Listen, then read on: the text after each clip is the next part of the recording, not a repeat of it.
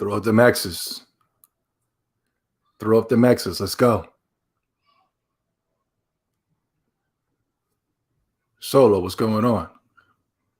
Fly Mike. Cooper Quick. Spartan. Zolby told us the media is what started the council war and proves his point once again.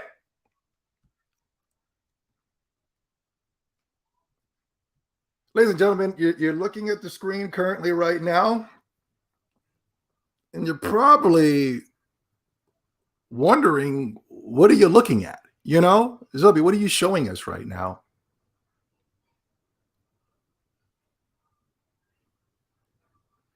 Qualtrics. Qualtrics?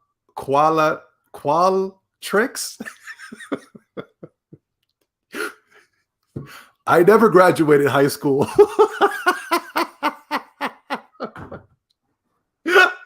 I can't spell. I'll admit it. You know what I mean? You, us, A? That's USA. Yeah, that's me. Listen. Qualtrics, right? For those of you who don't know, and trust and believe, I didn't know either. I have to give a shout out to one of my Discordian followers. I think his name is Doomer on Discord. Follow the Discord. The link is currently in the description below. If you're not part of the Discord, join it. It's a good, safe place, a fun place. Probably the only place, or the only Discord, or the only gaming Discord that I feel like that we actually talk about gaming. We're actually excited about gaming. And it's not just probably the normal stuff, even though there's nothing wrong with the normal stuff. But we tend to enlighten each other in that Discord more than finding ways to attack each other and things of that such. But listen, this was given to me in Discord by Doomer, and it just further solidified what I was thinking. And sometimes just thinking it is not good enough. A lot of people are probably going to need, what do you call that? The receipts. They're going to need evidence. Right now, I'm supplying you with receipts and evidence. Qualtrics is a company that basically shows other companies how to mind control people into becoming diehard fanatics and fans. Basically, mind controlling people into being idol worshipers. And on this channel, and this channel alone, what is it that I teach you guys, or try to teach, or try to explain to you guys? Let's get away from the idol worshiping. That is one of the biggest mistakes, especially if you consider yourself a heterosexual man. That is one of the biggest mistakes that you can make in these times right now, is to get away from the idol worshiping. And yet we have companies that are pushing Luciferian principles upon the people. And we got companies that get behind this company. Qualtrics learn how to turn customers into fanatics, employees into ambassadors, products into obsessions, and brands into religions.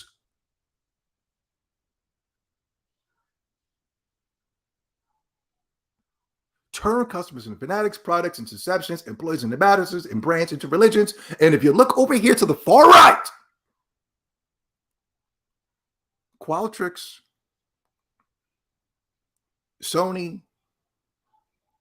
circle in red here.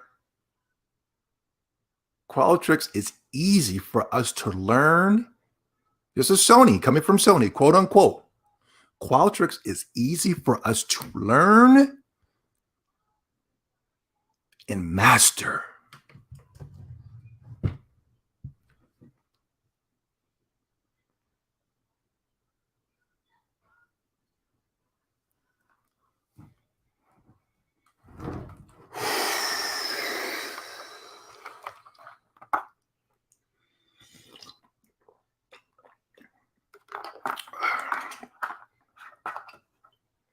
See, a lot of you guys, a lot of you guys believe that the thoughts that are coming from your head are your thoughts.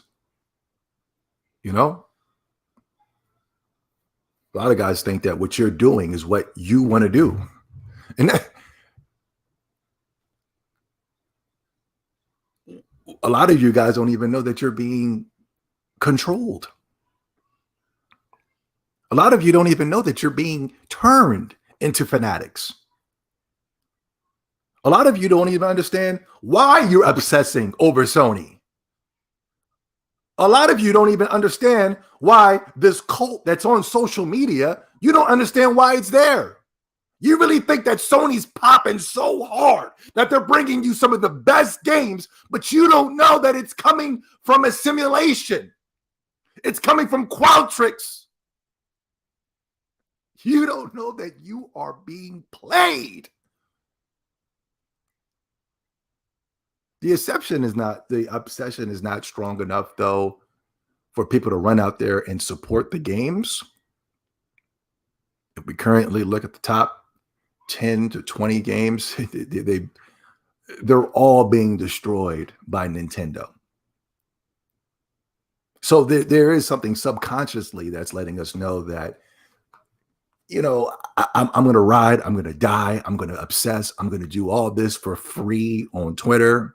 But when it comes to put my money where I put up or shut up, the subconscious mind says, well, let's go get a real game in Nintendo.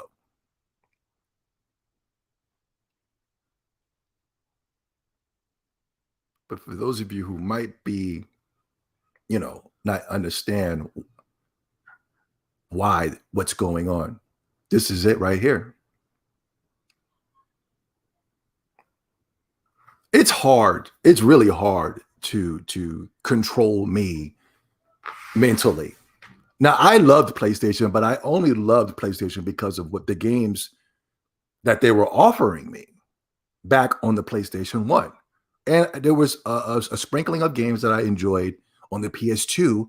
So that's the reason why I grew up a PlayStation fan.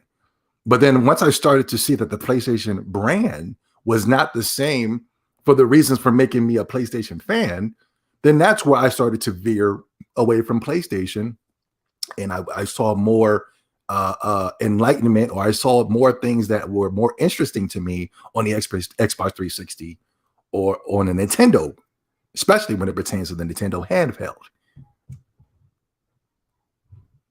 So I don't believe that I was under this type of Jedi mind tricks when it pertains to Sony. And I never was that type of person. You guys think what's going on right now in society, where they tell you, if you don't do what we tell you to do, it's either comply or die. But what's going on right now, even if you support what's going on right now or you don't, but what's going on right now is nothing new. It's nothing new. This has been going on since I have been here on this planet forever. And I've seen the programming even when I was a little kid. And the programming starts early, even when you're a little kid. Because when I was in class, the reason that I didn't graduate high school is because I was questioning everything that the teacher was telling me. And that made me a problem within the classroom. It wasn't because I was being a jokester. It wasn't because I wasn't doing my homework. It was because I was always questioning. And not only that, I was never really paying attention because I always felt like the narrative that was being pushed upon me was bull crap. And as I get older and older and older, I'm starting to see that what I perceived is becoming true. But back then, even as a kid, starting all the way from preschool, they tell you, if you do not worship what we are telling you, you are going to die in this society.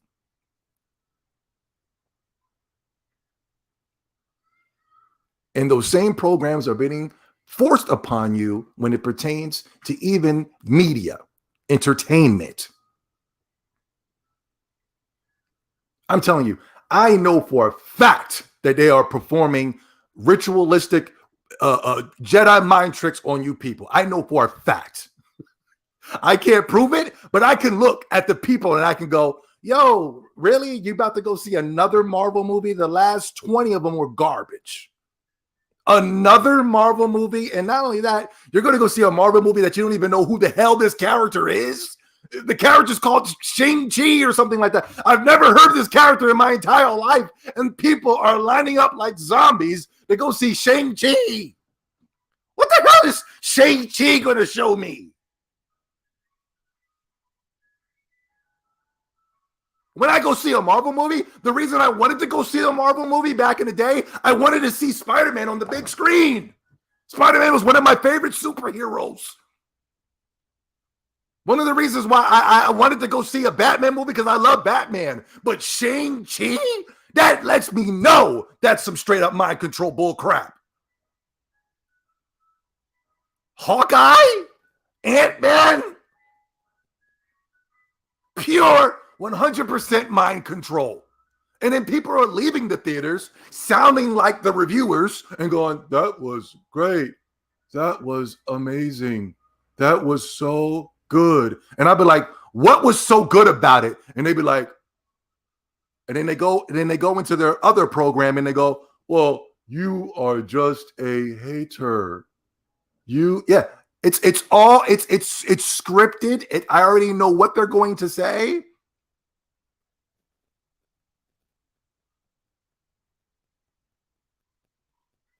You got to understand, I'm telling you, go to see these little. That's the reason why I went to go see one Marvel movie and I was truly uncomfortable what was going on. It was Civil War. I left that movie feeling dirty. I was like, oh my God, I feel like I got. I'm going to make sure I use proper words correctly, but I left that Civil War movie feeling like I got taken advantage of anally. I was like, oh my anal canal was burning. You know what I mean? I was like, yo, I just sat here and watched this 3-hour movie where Captain America was chasing after some other dude. That was weird.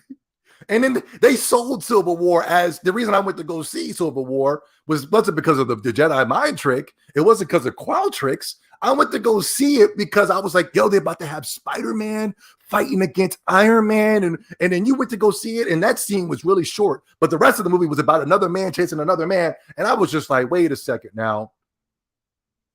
There was a quote unquote alleged joke I used to say back in the day with these Marvel movies or with these movies, period, where they're able to attack your subconscious mind, right?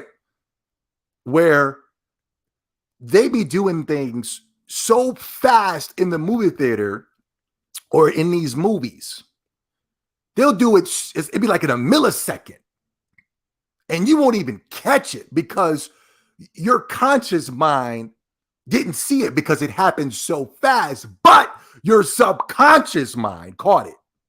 Your subconscious mind is a highly advanced piece of technology. It is. I just saw a report the other day where the mind and that brain is so powerful that you're able to go back in time. You're literally able to do time travel with your own brain, but we don't know how to do it. But they know, boom, we flash this across the screen so fast they won't even catch it. I said that they would have literally Iron Man in his Iron Man suit waving his penis around real fast, and they wouldn't even catch it. You wouldn't even see what's his name? Robert Downey Jr. waving his penis in the Iron Man, and you wouldn't even see it because it happened so fast. But your subconscious mind caught it.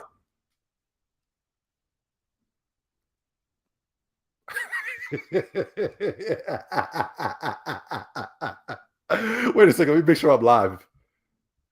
Not live, but my volume's coming through. Okay, yeah, we're live.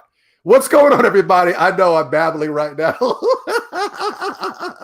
I know I'm going somewhere else right now, guys. I know. But I want you to pay attention. I am showing you another article. Where you're being played. You're being played. You think what you're doing is what you're doing. And, oh, this is Photoshop, man. Don't listen. Oh, come on. Come on, guys. This is a Photoshop thing. Okay, it's Photoshop. Check this out. I'll go to the website. We'll go to the website then. That was just a small little clippings that we were able to find. I went to the website. You're being played. Look at this. They got a Qualtrics website. For those of you who want to control the masses of the mind, I'm here. I'm here on Qualtrics right now, guys. 13K of the world's best brands have turned to Qualtrics. Yeah, have turned to Jedi Mind Tricks. And look what we have here. Huh? Sony. Huh? Look at this. IBM, NASA, Goodyear, ESPN, CBS, Hulu. Oh my God. Forbes. I want you guys to make a mental note of Forbes, because that is going to be the main topic of the show. So please keep a mental of that. Activision is down here. I was wondering why people were buying those horrible Activision games. They're terrible. Now I know. Look at this. Dell, Pfizer, Uber.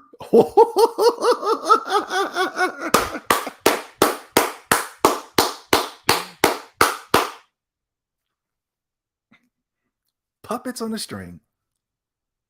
Puppets on a mother flipping string. Do you think that's air you're breathing? Oh, snap. Do I have your attention now? I was just a troll a few weeks ago, guys. Check this out. There has to be an easier way that I can just flip through my little, you know what I'm saying? My little, whatever these things are called. And listen, the proof right here. Scary. Another LED. This guy's a die-hard PlayStation fan. Every time I see him on Twitter, he's coming after PlayStation, attacking PlayStation. No, I'm sorry, coming after Xbox, attacking Xbox. This is Xbox, that Xbox, this. And then, he finally came out and was honest. PlayStation fans hate it when you're honest, because they're under some type of obsession. They treat Sony like it's some type of religion. And they have been transformed into fanatics. Scary. He's saying this is scary. How these people are coming after him. Scary. Sony fanboys attacking me because I bash GT7. GT7 is a mess. It's a mess. It's a mess. And it's the creators of GT7 were the first ones to come out before the launch of the PlayStation 5. They were the first ones to come out, and they were talking about, oh, the PlayStation 5 is going to be able to run at 5K and 8K and 20K and 130 frames per second. And all of a sudden, boom, it was all a lie. All of a sudden, it was a lie. All of a sudden, the PlayStation 5 can barely do what the PlayStation 4 can do. People are running out and buying director's cuts to mediocre games that came out barely last year. And they're not even able to tell the difference between the two experiences. It's the same exact crap, but they resold it to you again. I have yet to see anybody come out with Ghost of Tsushima and just talk about the drastic changes that are there. I'm talking about when it pertains to performance, to the graphics. What they're talking about is this 2-hour DLC of Iki Island that people still didn't finish. And it's only 2 hours long. And they're talking about the controller vibrations.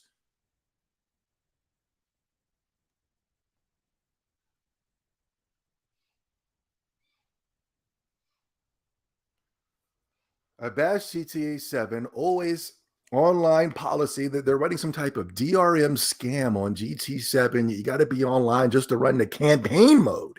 Not even playing online, not even racing the bots. I was going to say your friends, but your friends ain't buying GT7. Racing the bots.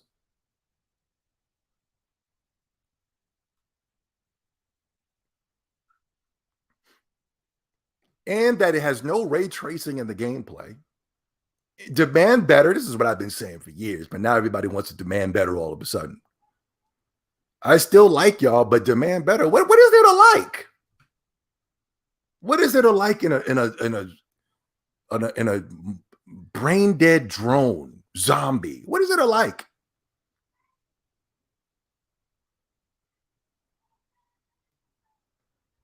And he says this, and then he pulls up the evidence of the people coming after him. This guy is in a nutcase. Ignore him. He's like bipolar. They say some of the meanest and the most disgusting things about these people. The way that Sony has these people programmed. The dumbest gaming takes ever, laughing out loud, cringe. That's why I said PlayStation needs to clean house, too many Yeah, the Sony fanboys, they come out and they say some of the most mean things just because you don't want to get behind the agenda. You don't want to get behind the bull crap. These clowns are so dumb. Why would anybody buy a multiplayer game if they don't have internet in the first place? Yeah. And just a few weeks ago, they were attacking Forza for the same thing.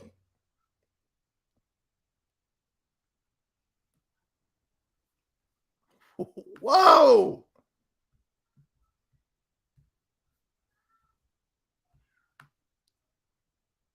Look what is it called? Qualtrics? The worst fan base in gaming by far, no bait. And they go into these little chat rooms. Whatever you do, don't go in these little chat rooms. If you're watching my video right now, don't go. I think this is called Clubhouse. Don't go in there. Why? Because when you go in there, it shows your face while you're in there. You know what I'm saying? And I don't want that. And to be honest, the conversation is really not that deep for me. I'd rather be somewhere else listening to other things that are going to inspire and enlighten and motivate. And this cult that Sony has created, I don't even blame them because they don't even know what the hell they're doing. They don't even know what they're doing. Xbox and their motivation and their use of damage control. They're literally fighting with nobody. They're in there attacking Xbox, and Xbox is not responding to them. There's no Xbox fanboys in there. To be honest, I don't even know some super toxic Xbox fanboy. I don't know. The one guy that was there, he's gone. Who are they fighting with? They're having battles with themselves. They're so crazy. They're so programmed. They're so weak-minded. They're literally having battles and fights with themselves. They're now fighting with each other within each other. They're having some type of Sony civil war because we're all not thinking on one single way. It's freaking scary. Nobody's freaking spooked. I got goosebumps right now. I'm spooked out right now, man. This is creepy. Do not go in these chat rooms. You don't need to go in there to defend Sony. Don't go in there and then, yo, shut up to Joe. Joe's here, guys. When your little icon, don't demand that much type of attention. Don't go in those little clubhouses because they're in there and they're. I saw Paris in there, the black guy. The black guy that was talking about, you guys are so juvenile, man. You guys are you're so juvenile. We're gonna get into that juvenile bull crap too.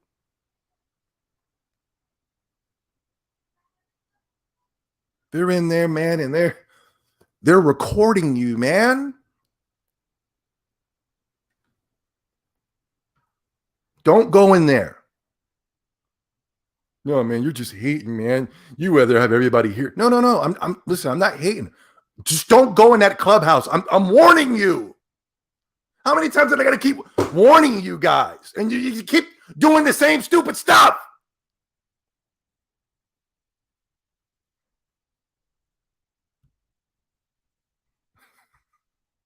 God, let me acknowledge the chat room. I'm so sorry. I am so sorry. Oh my God. Yo, Rain G4, what's up, man? Fly Mike, this is so evil. Yeah. The Sony exclusive wars within themselves. Yeah, it's getting so bad. They're fighting with each other now. But I can't fully blame them. you know, on a certain level, some of them are cool. It's just when it comes to Sony, and if you say anything, their programming goes into effect, and it just starts. They turn into these monsters. You know what I mean? Typhoon, what's going on? 10. I'm so sorry. We didn't get any donations, did we? I don't want to miss anything. Nobody's, hold on. Oops, sorry. I don't want to talk about the president.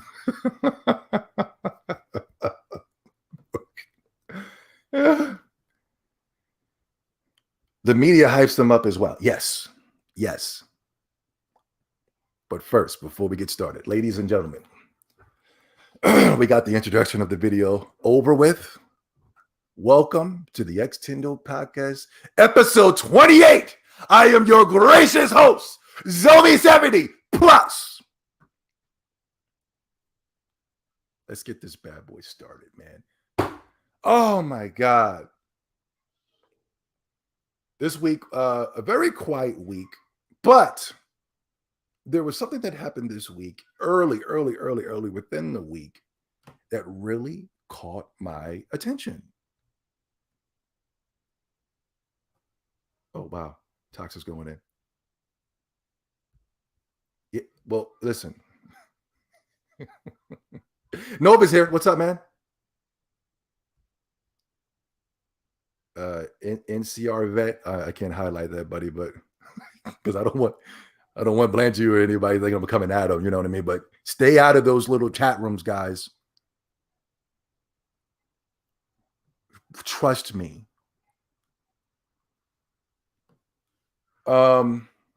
Yes, like I said, I saw something that happened early this week, and I wanted to specifically make this the header of the show. I know when I do a podcast that deliberately point out the gaming media, those are the ones that seem to get shadow banned the hardest. The views are so pathetic. So if you guys, please do me a favor, share this video, like this video. You know what I mean? Retweet this video, talk about this. You can use this video in your videos to bring up topics in your podcast or on your YouTube videos. It's not about me. I just want the information to get out there because we have to defeat this toxic branch that's going on behind the scenes that you guys just don't see. The gaming media has officially declared war on the Xbox fanboys. Now, when I say fanboys, am I trying to attack the Xbox fandom? No, I'm not. I'm just using it as a title so that I can get people to understand and to wake up at things of that such. I think the Xbox guys are good people, solid people. There's certain things that might irritate me here and there. Like, I see them playing Sony exclusives. I'm like, what the hell is... I see them asking for superhero games now. I'm like, what the hell? What's going on here? You know what I'm saying? Because of Wolverine? And, those are just a few things that might irritate me. But overall, a great group of people. Now, let's see. Hold on. Should I get directly to it? Or should I just go over my notes first? Let's go into it. Let's go directly into it, and then we'll hit the notes. The notes are pretty entertaining. So, let me give an explanation of the video first, and then we'll go back. Now. No. Wait a minute. Here we go. Earlier this week. Now, for people who don't know who Paul Tassi is, Paul Tassi is I write about video games and TV for Forbes. Now, things are getting real. Things have just went up a new level. This isn't the Game Over Greggy podcast. This is not IGN. This is not GameStop. Forbes is getting involved.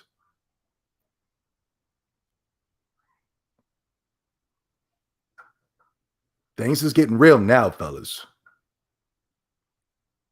He is a writer for Forbes, and he saw, again, for those of you who don't know, Gandalf Gaming has a Twitter account where he comes up with funny gifs and funny memes and things of that such. But this wasn't funny. What Gandalf Gaming was showing off how you people were being scammed when it pertains to the 2020 version of God of War. This is real. This isn't no joke. I demand a new way for Kratos to enter a boat. What look, and then Gandalf gave him God of War Ragnarok looks like a clone of the 2018 God of War. Even the animations are unchanged. And this had became a big thing over the week. Not many people were paying attention to this, but when I saw this, I said, oh my God, Forbes is getting involved? Forbes is big time. Forbes is a pocket watching magazine where they sit there and they watch people's monies. All the famous people that are making so much money. Every year, Forbes comes out and they say, The Rock made this much money this year. LeBron James made this much money this year. Jay-Z made this much money this year. It's always a black person too. It's always a black person that they're highlighting who made how much money. You know what I'm saying? But this is serious. For Forbes to come after something like this, which I understand why. On a lower degree, it's not a big deal. But on a higher degree, this is a big deal that Sony is literally reusing assets for this new 2021 version of the PlayStation 5 version of God of freaking War. Two games that look exactly the freaking same. Even down to the animations, they haven't changed up nothing. For those of us, when we saw that God of War Ragnarok image, a lot of us were thinking that we were going to be going into the next generation of God of War. We're going to be seeing even more detailed God of War game, but it's literally a copy and paste rendition. And Gandalf Gaming did something that I felt like was extremely intelligent, so intelligent to the point that Forbes is getting involved. Now, this, what's weird is that Forbes is coming after this tweet, right? He literally saw that tweet and wrote an article. The PS5 versus Xbox Series X fanboy wars has hit a fresh low at Forbes. It has hit a fresh low because we're pointing out that Sony is literally copying and pasting a game. That's all they're doing. We are literally in the director's cut era at PlayStation. You thought we were going into the next generation. Oh, no, we're not. You can see the next generation when it pertains to the Xbox Series X. When you look at Forza Horizon 4 and Forza Horizon 5, you see drastic changes. Drastic changes. Because we have moved on to the next generation. Every console does that. Not with the PlayStation 4 and 5.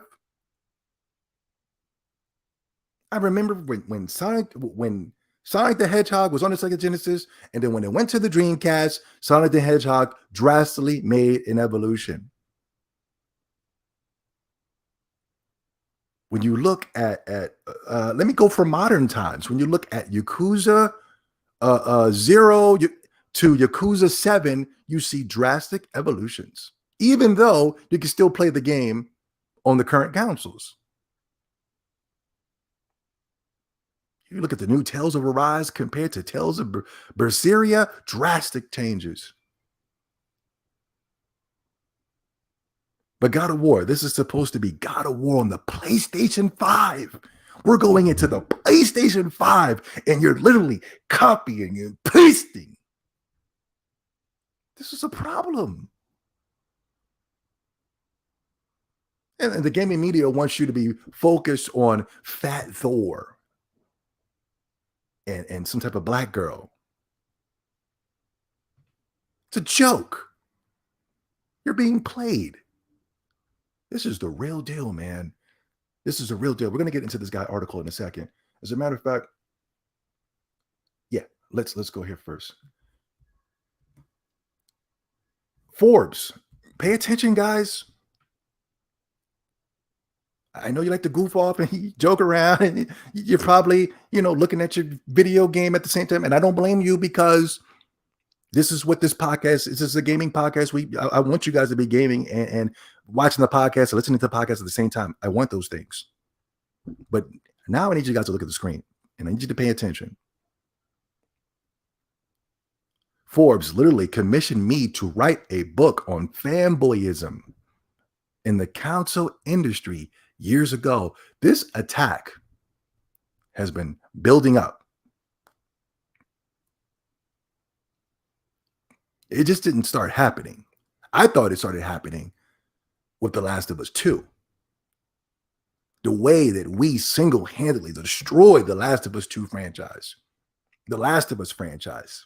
That was literally the most anticipated game of 2020, according to Sony Fanboys. This is the game that won awards after awards after awards by Jeff Keighley. And the game didn't sell no better than Days Gone. But he was commissioned by Forbes to write a book on fanboys, the fight for the future of video games. Dude, you're a professional and you seriously shouldn't be writing articles on fanboys. My tweet didn't hurt anyone. Definitely not the industry. Now, keep a mental note on that, because Hype, I believe he is a PlayStation fanboy, and Hype is confused on why he was placed in this article that I'm going to show you. And I'm going to explain why he was in the article. He's a Sony fanboy. Let me remind you.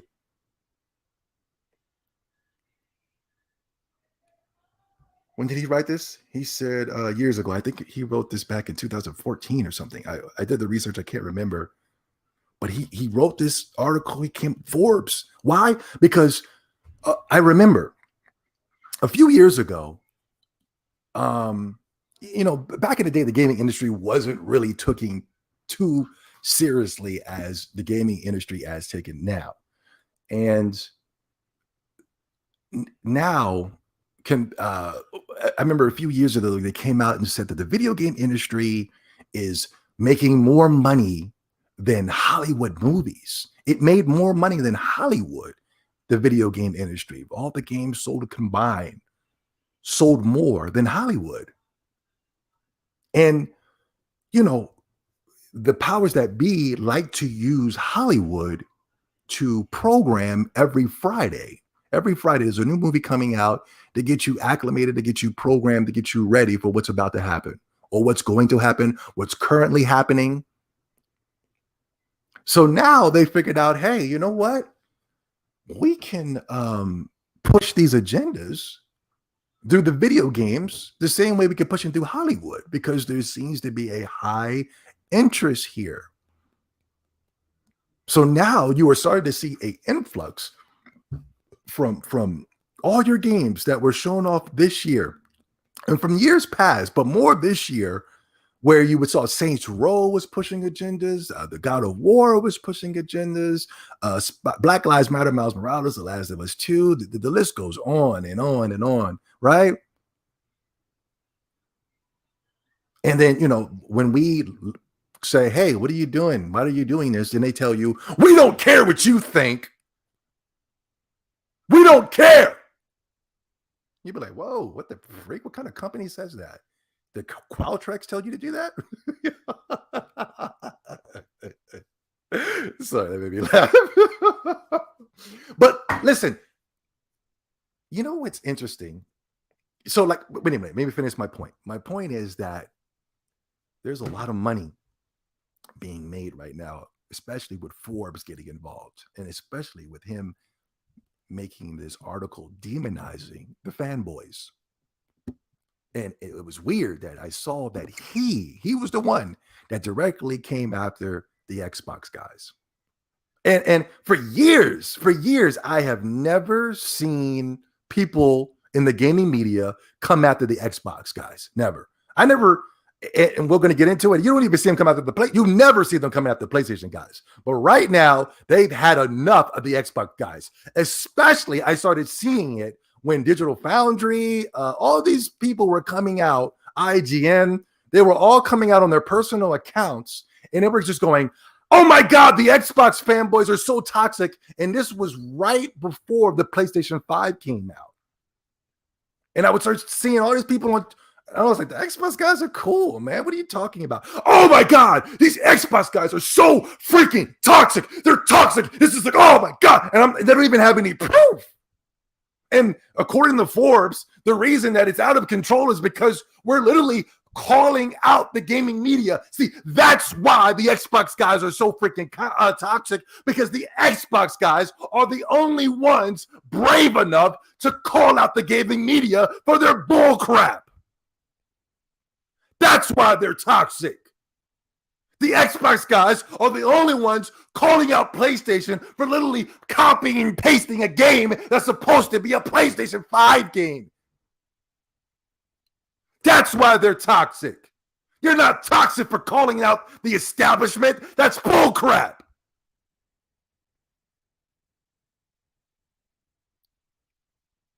Digital Foundry is a fanboy channel. Nobody buys games for frame rates. And then they're mad because they're being called out for running a fanboy channel.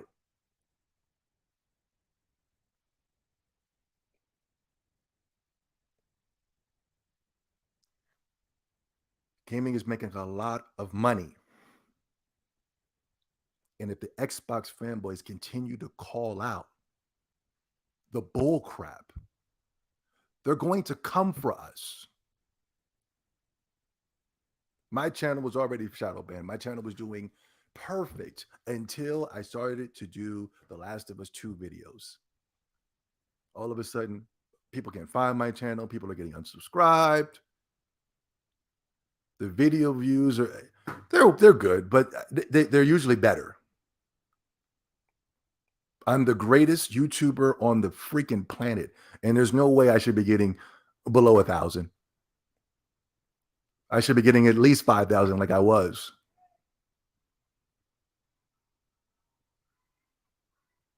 Right when I started coming after The Last of Us for their shady practices and principles, I get called out for being a hero. It's like when Batman or Spider-Man is being called a vigilante for saving the day.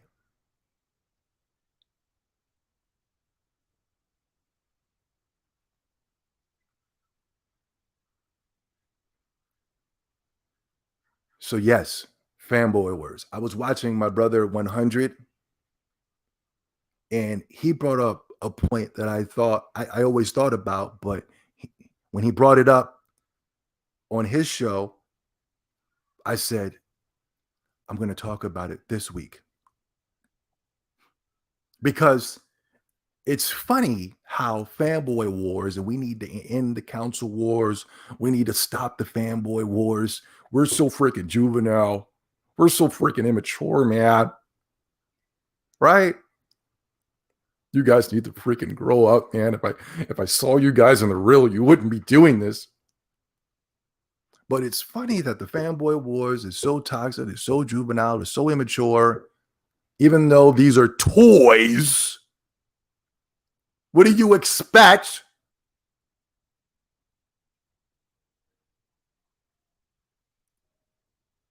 And yet 100 was able to point it out.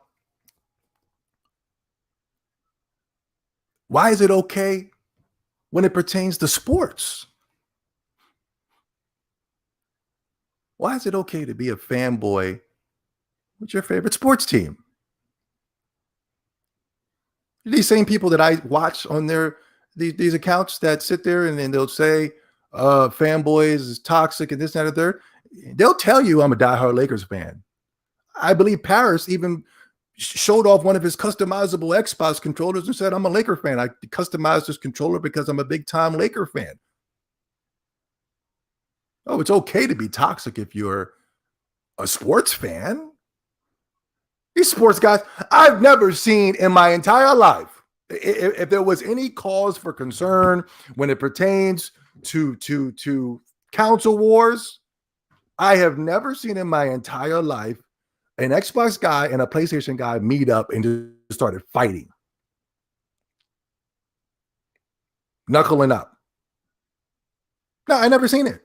I never seen it. I'm pretty sure somebody can find a video out there. No, man, Joe the gamer and Joe Blow, they got into a fight the other day, man. I'm telling you, I've never seen it. Then I can say, okay, whoa, people are fighting. This is getting out of hand. These are just toys. Why are we causing physical harm to each other? But these things aren't happening. But yet you go to a Cowboys versus a Giants game. You go to a Cowboys versus a Redskins game. You go to a Cowboys versus whatever NFC East game is. They're in there knuckling up. And it's not even the dudes, it's the females. The females got their fist up and they're sitting there and throwing jabs and punches. And nobody says nothing. Nobody says nothing. Nobody says we got to stop this, man. This is getting juvenile, man. This is grown people fighting at these little sports events. And nobody says we need to stop this. I don't watch ESPN very much, but when I do watch ESPN, I see them encouraging the wars with sports teams. I see them every year. Oh, man, yo, the Cowboys stink, man. The Cowboys suck. The Cowboys are terrible. And I'm not trying to show any compassion to the Cowboys. I'm just showing you you know what I mean? Yo, oh my God, tonight's going to be crazy, man. It's the Los Angeles Lakers versus the Clippers, man. Oh my God, man. Like, it's okay.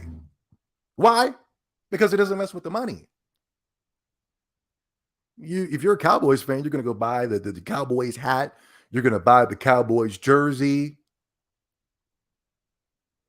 If you're a Redskins fan, you're going to buy, I don't think they're the Redskins anymore, but if you're a Washington fan, you're going to buy the hat. You're going to buy the tickets. You're going to go to the concession stand and buy those expensive hot dogs. Those same expensive hot dogs that get into your bloodstreams, clog your arteries.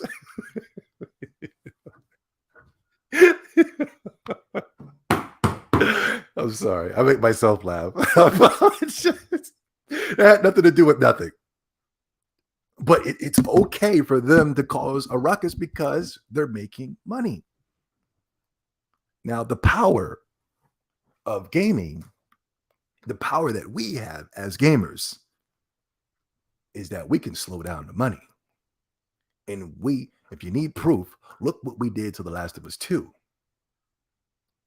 And what Gandalf Gaming coming out and pointing that they're literally copying, pasting, and selling you a game and scamming you by Gandalf Gaming doing this mess with the money.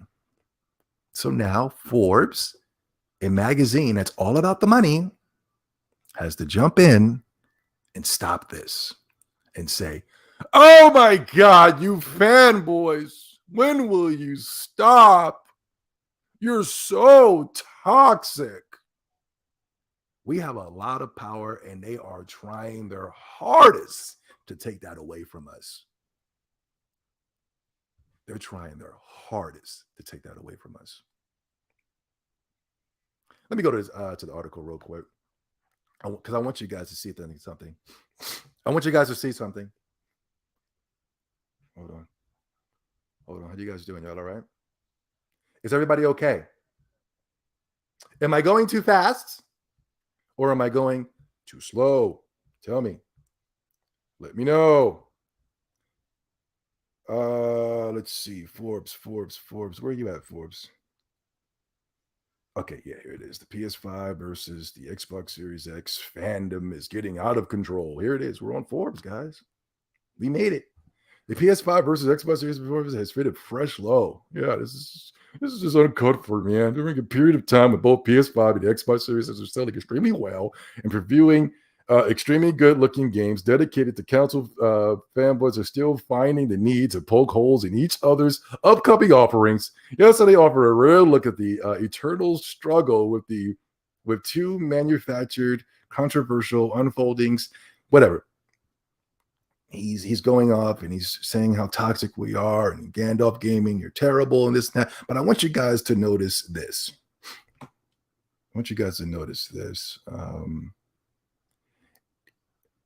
Now, this is the guy Hype he was confused. He was like, yo, you're Forbes. Why are you bringing me into this? I don't understand. How am I juvenile if you guys are sitting out here and you're coming and you're dealing with us? You're Forbes. You're bigger than that. Why? And then they show Hype. He's getting mad at the exclusive Redfall. The images, I guess, not meeting the standards. This is a pre-built model, and Hype is going off. But trust me, Hype, it's not about you. Hype, Forbes didn't bring you up to show how toxic the fanboys are gotten. They don't give a damn about Redfall or Xbox or what you did. Trust me. He was way triggered. He was more triggered about the reusing of the animations of God of War than he was about Redfall. Trust me. It's not about you. It's just, there's a scene in The Dark Knight Rises that I love so much. It's when Bane was taking over that airplane. It's in the beginning. And he's got his crew of guys, and they're completing the task. And they're about to escape the plane because the plane is about to crash. And there's one guy that's getting up and he's getting ready to leave. And Bane says, whoa, we need one for the wreckage site, brother. And then the guy is able to understand what Bane is saying, and he's able to calm himself, and he's able to go down with the plane in order to push the agenda. So yes, the reason he grabbed your tweet has nothing to do with you or Redfall or any of that. We just need one for the record site. In order for it to make it not seem like we're coming after Xbox guys, that there isn't a war declared upon the Xbox guys, we got to take one down of one of our own. And you were the one that was chosen. That's all that's about, Hyped. How are you guys doing? Y'all all right? Get back to my notes here. I gotta find a better way to do this, guys. I'm gonna have to write a letter to StreamYards or whatever this wacky website is. Yes, indeed. Let me hit the chat room real quick. What's up? What's up, chat room? Atomic Samurai, you cool, Zobi? Yeah, I'm good, man. Okay. Oh, you telling me I sound good? Okay. Yo, Wisdom is here. Anyone else playing set arcade games lately? Oh crap. Nobody give a damn about what I'm talking about. They start their own conversations down there. They never called about the PlayStation fanboys during the PS4 generation. I'm so glad you said that. Thank you. Let me get back to my my notes here. Sorry, I got a little bit of mucus going on. So I'm here. You know what I mean? Yeah. And then Paul says this, and then he's so above us. He's so above the fanboys, and then he says this: Sony's great PS5 showcase reinforces how much work Xbox still has to do. What are you talking about? This is Forbes. Xbox has a lot of work to do. Wow! They literally showed you a sequel to a game they've been promoting for the last 10 years now. They showed a 3-second clip of Wolverine. We don't even know what that freaking game is. I know what it is. They show us reused assets of the new God of War game. Look, nothing like a PlayStation 5 game. And then it's okay for him to push the console war. But as soon as we say something, we need to be canceled. We need to not be, nobody should pay attention to them. Pay attention to us. They're just trolls. They're just fanboys. This is crazy. Xbox got a lot of work. What are you talking about? Xbox literally showed us games. They even showed us trailers, and that was considered unacceptable by you and Forbes and the Sony fanboys. When we saw the Outer Worlds 2, when we saw the Starfields, we saw new and original IPs. We saw games that are literally going to be catering to a broader audience. We saw the Captain Jack Sparrow DLC for whatchamacallit, which helped boost sales for that. We saw Starfield. We saw Outer Worlds. We saw Forza. We saw Halo. We saw games that were literally going to be catered to the masses. And then at Sony's conference, they literally showed us the same game. All those games were exactly the same. You're not going to be able to tell the difference between none of them. None of them. And they were all pushing some type of weird agenda.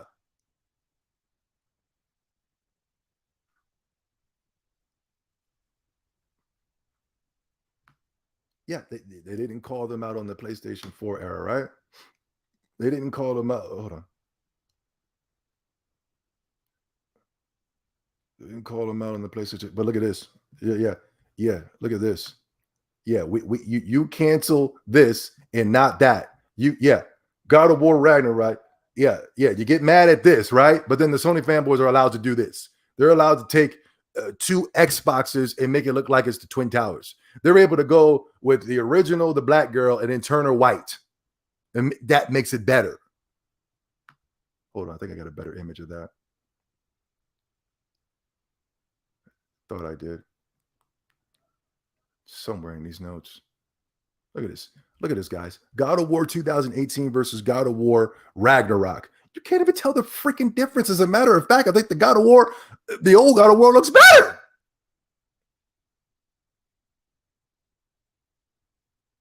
They have declared war on the Xbox fanboys because they're the only ones that are going to be able to pull out this bull crap.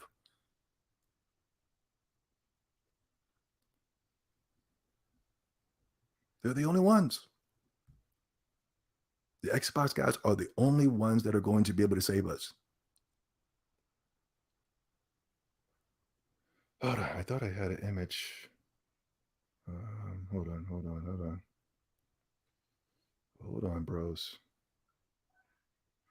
It was another image I had. Oh, here it is right here. Got it. Yeah. And this is what the Sony fanboys do, some of the most scariest, most toxic things. And nobody calls it out, but they want to call out Gandalf Gaming because he literally showed us a fact. I remember one of the PlayStation fanboys was wishing COVID amongst Xbox gamers. Nobody said nothing. PS5 devs versus the Xbox devs. They're taking 2 women. What kind of sick crap is this, man? And nobody has a problem with this. Not even the women involved.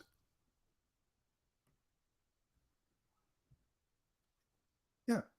Original. Fixed. Ow! I remember they were threatening violence. I remember Tomb Raider was going to be a council launch exclusive on the Xbox. And I remember the PlayStation fans were threatening violence amongst the Tomb Raider voice actor.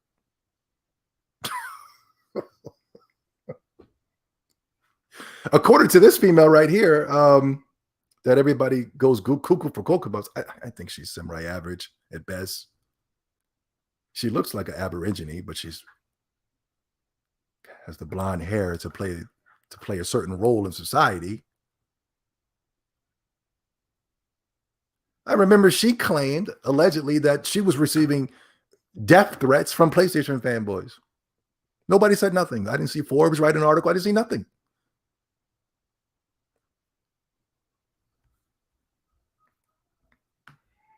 This is what we get from the gaming media. A new Elder Scrolls 6 a new Elder Scrolls 6 report has bad news for millions of fans. It's okay for them to play the console war, but it's not okay for us, especially when the console war is against Microsoft. Am I caping or capping for Microsoft? No, but I do have some sense of compassion for the fans, and I do have some sense of compassion for Phil Spencer, and I don't think they deserve what they are getting. I don't think it's deserved. What's happening right now with Microsoft was not supposed to happen. There was a glitch in the matrix. And Microsoft is one of the leading developers.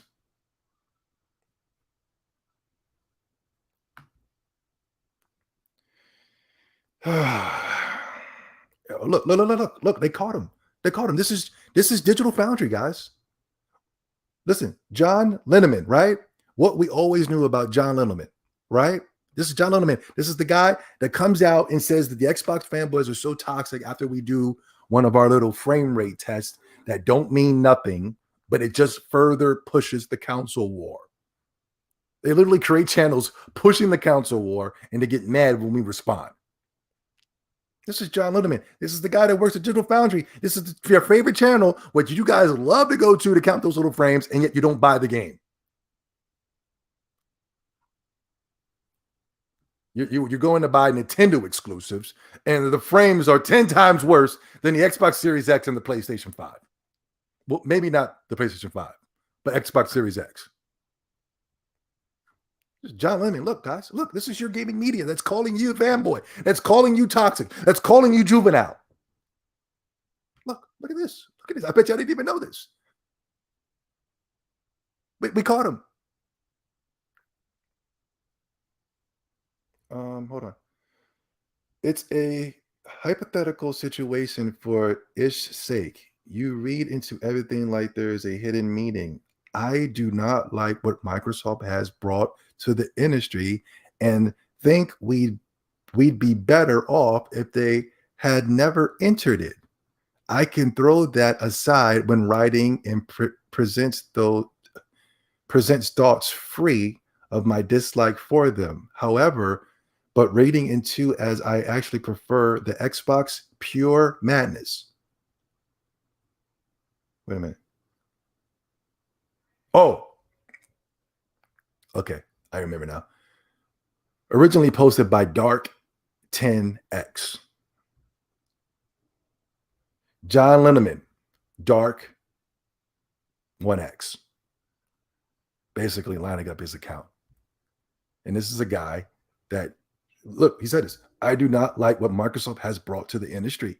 These are all of your, this is all of them. This is all of the gaming media. They're nothing but a bunch of freaking Sony fanboys. That's all they are. What is there not to like what Xbox has brought to the gaming industry? What has Microsoft done? Because everything that Microsoft has done for the gaming industry, Sony stole from it, and you guys rewarded Sony for stealing from it.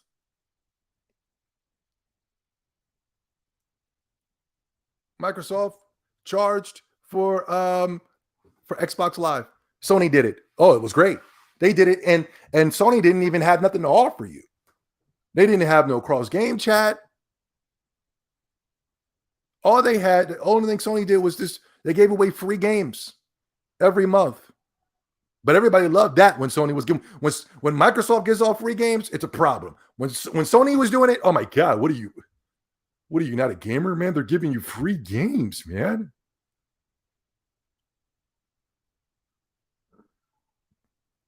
When Microsoft was putting their games on the PC, and then all of a sudden here comes Sony doing it, all of a sudden it's a great thing.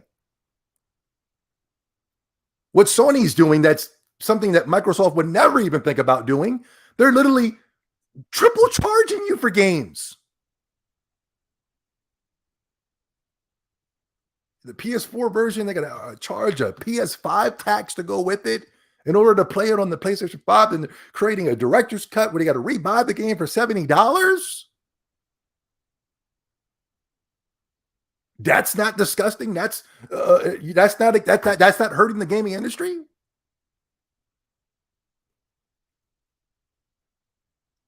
We call this guy, man.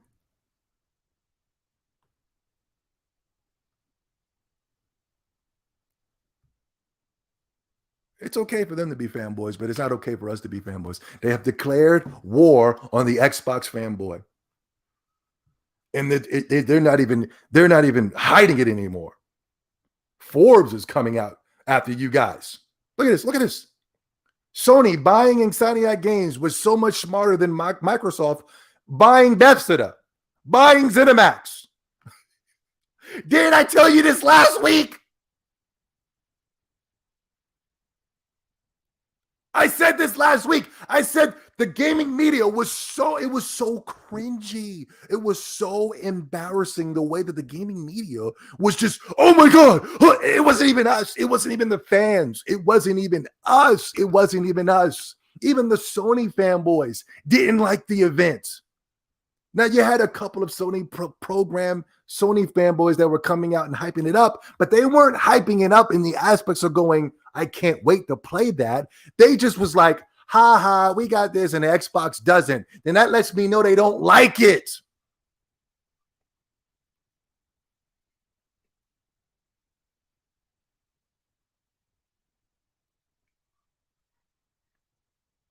And I told you the gaming media was going to try to find a way to make Sony's purchase of Insomniac for $1 million,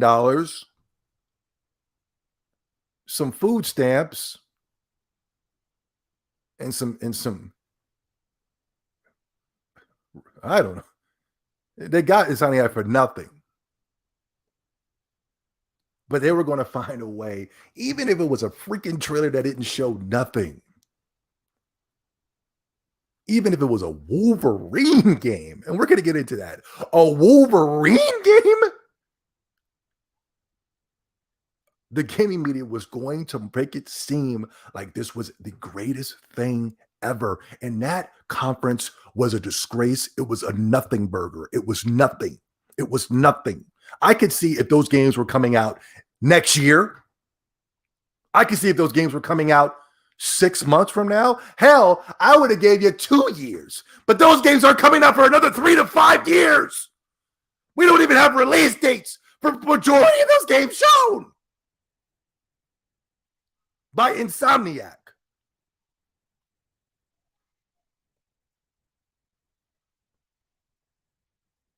I told you the gaming media was, man, they could have gave this Spider-Man to anybody.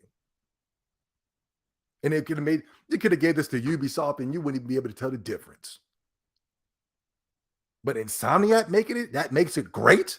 That gets me hyped for a Wolverine game because Insomniac, the creators of Ratchet and Clank, is making it. Wow. What is going on? It was so cringy. What the gaming media was doing last week was freaking cringeworthy. They were putting Sony at the top like, oh my God, this is the greatest. Oh my God, man. Wow, we got so much to go. We're going to be eating good. Oh my God, wow. Oh, gaming is really going in the right direction. How? Starfield is coming out next year. Forza is coming out this year. Halo Infinite is coming out this year. All these games are coming out in the next 2 to 3 years. Not 5 years from now. and still no holiday games for PlayStation. Where's PlayStation at this holiday? The director's cut to Death Stranding, a game I never even bought in the first place, and it's going to look better on the PC. Wow. It's okay for them, guys. It's okay. As long as they're able to control it, and as long as they're able to dictate it, then it's okay. But if we do something as simple as calling out that they're reusing assets from a game that came out in 2018, we're the problem.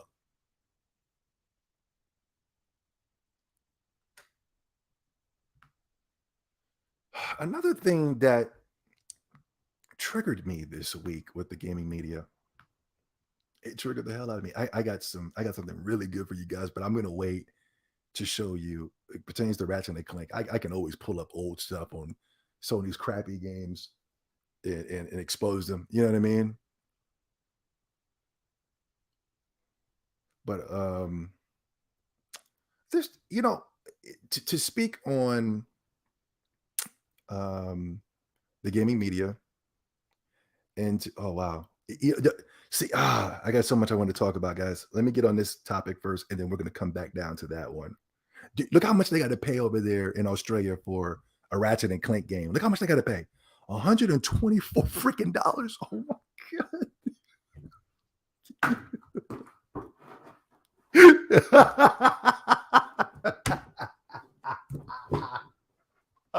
Oh my god. See that guy that works at Digital Foundry, he's anti-Microsoft because of they're destroying the gaming, right? But he's okay with Sony charging $124 for a Ratchet and Clank game.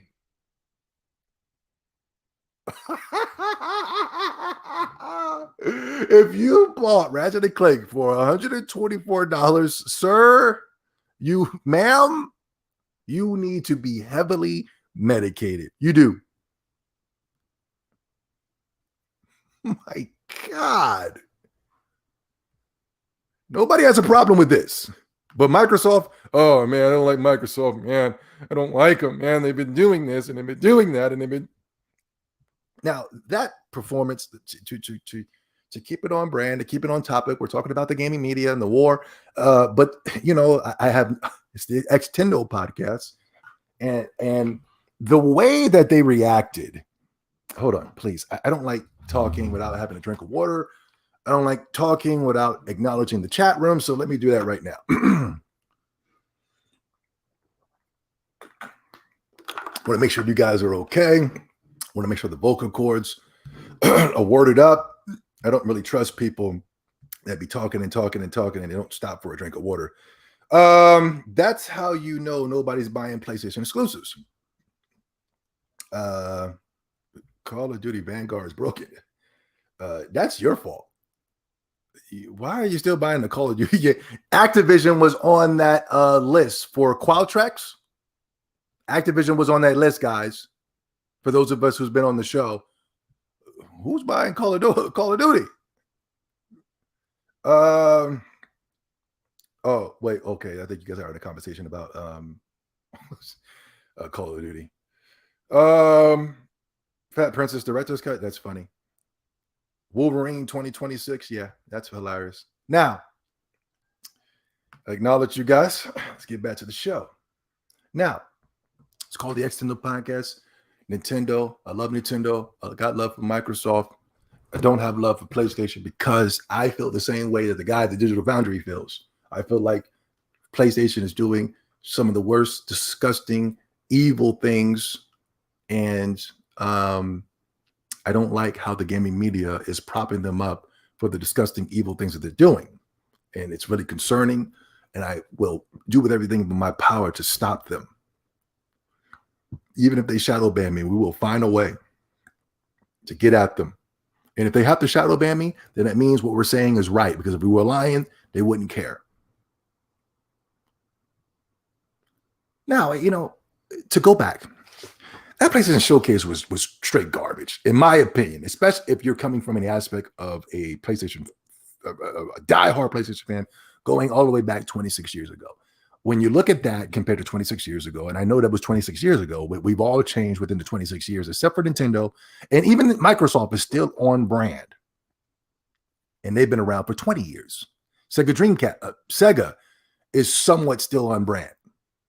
You know, everybody is still on brand, but for Sony, they need to cater more to an audience that they feel are not gamers.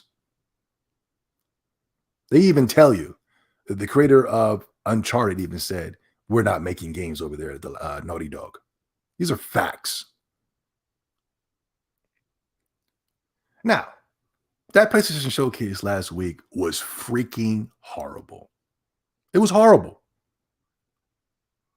And Nintendo has come out with back to back great Nintendo Directs. Even their indie showcases are freaking amazing. They're fun. Nintendo really knows how to put on a show. They really do. And yet, you don't hear the way that the gaming media reacted to the PlayStation Showcase. You have never seen that for any of the Nintendo Directs. Never. Nintendo had some amazing Directs. That E3 Direct was 10 times better than the PlayStation Showcase. And they didn't say nothing. They found ways to bash it. They found ways to bash Zelda Breath of the Wild 2.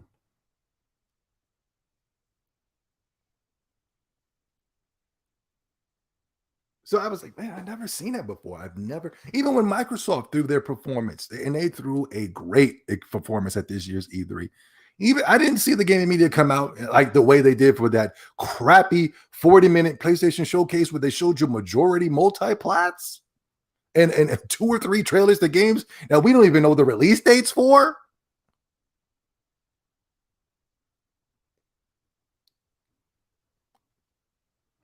But I notice when it comes to Microsoft, man, they are blunt. But with Nintendo, they're a little bit more subtle with their attacks. Now, what I'm about to show you is it's going to really bug your freaking mind.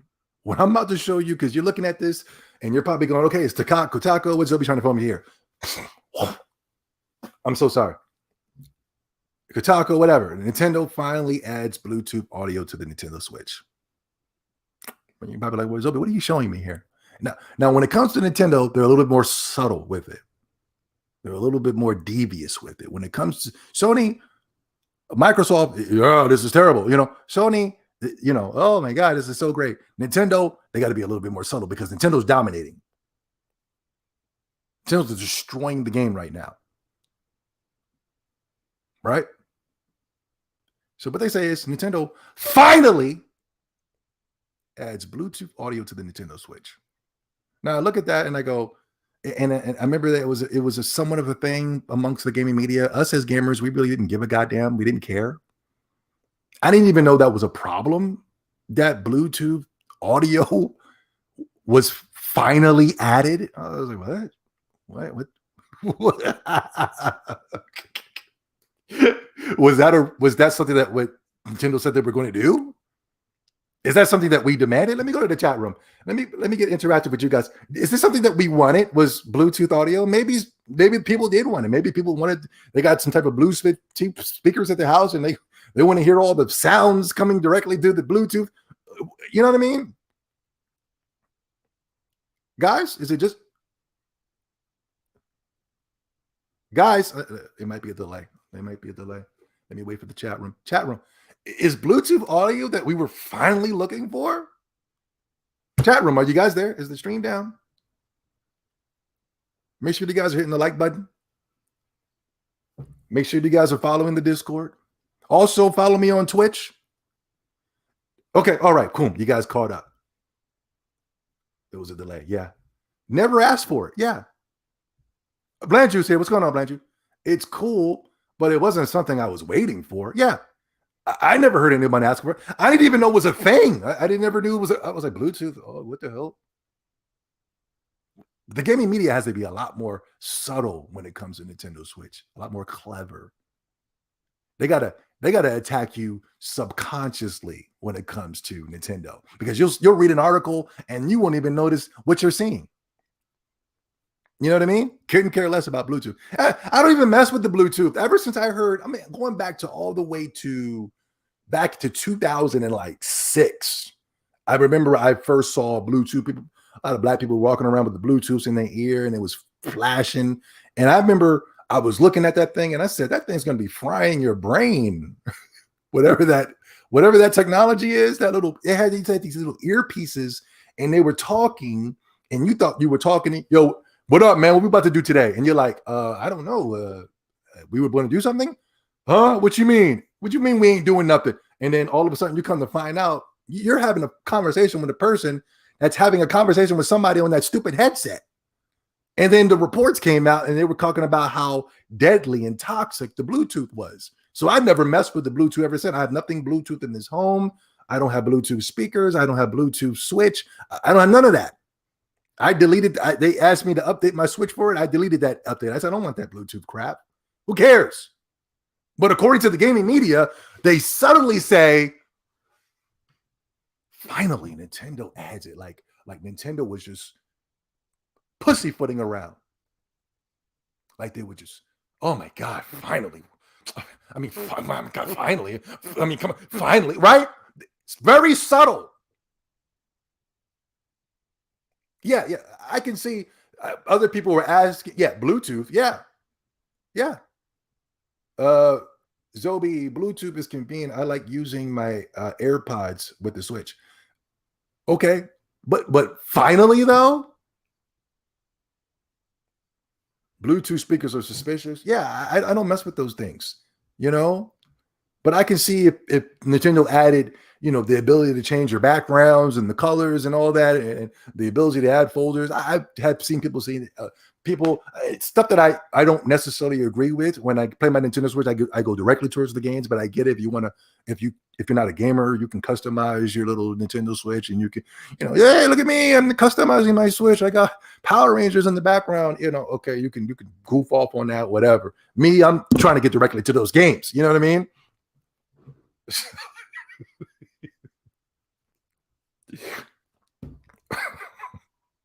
Sorry, but finally, right? But wait, there's more. It's Kotaku, man. Kotaku's trolling, man. Yo, I need you guys to drop what you're doing. I know you guys are playing a game while you're watching me. I know you guys you goofing off in the chat room. I know you guys want to pretend like you're smarter than me, so you're going to tell me I was looking forward to Bluetooth. Actually, I was looking for. Actually, Bluetooth is very convenient for me. I understand you think you're smarter than me, but listen, pay attention to this. Look at this. Now, we are living in a simulation. Now, look at this.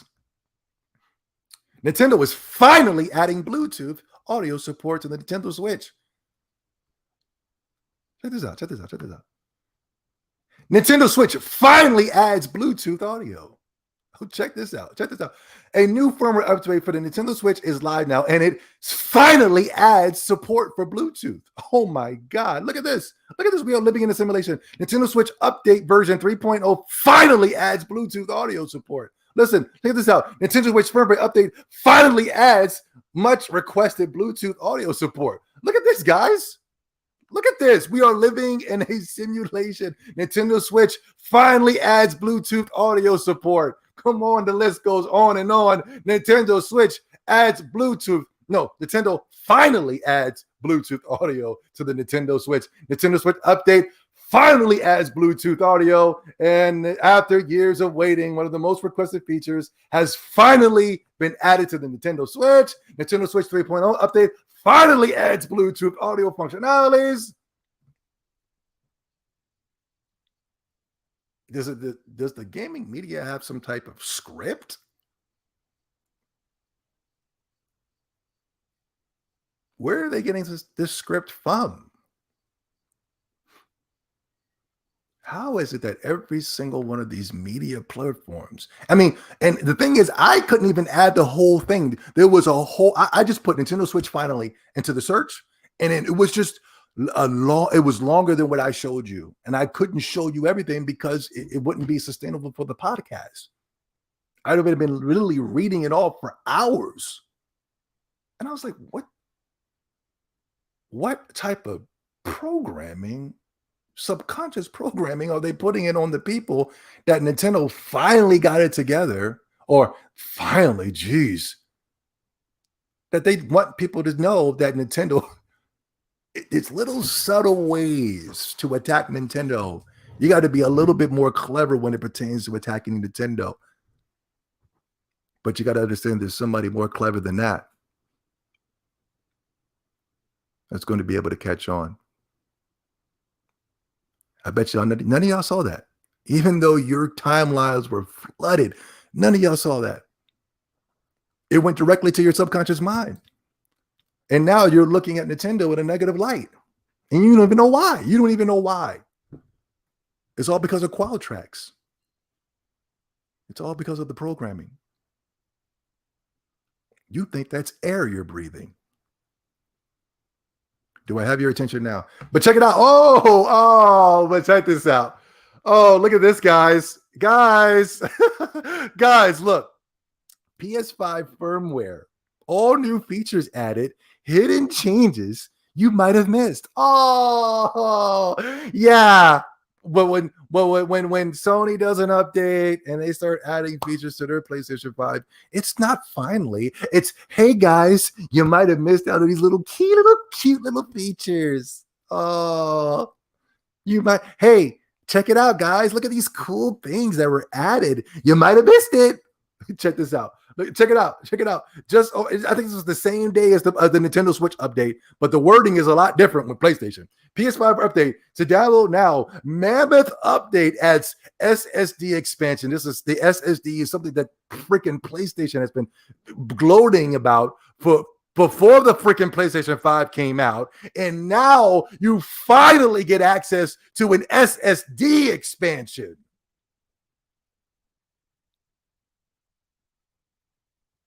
Wow, a cool Mammoth update adds SSD expansion. Wow, there's no finally there.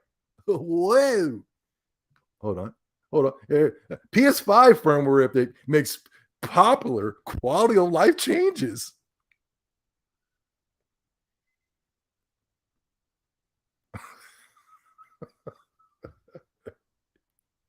I was just a troll a few weeks ago, guys.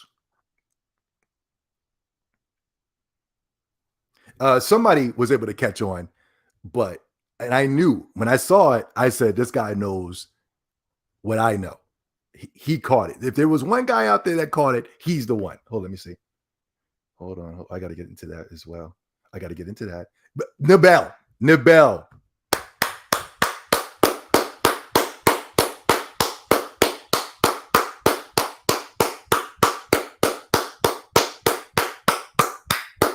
Nibel, shout out to Nibel. He caught it.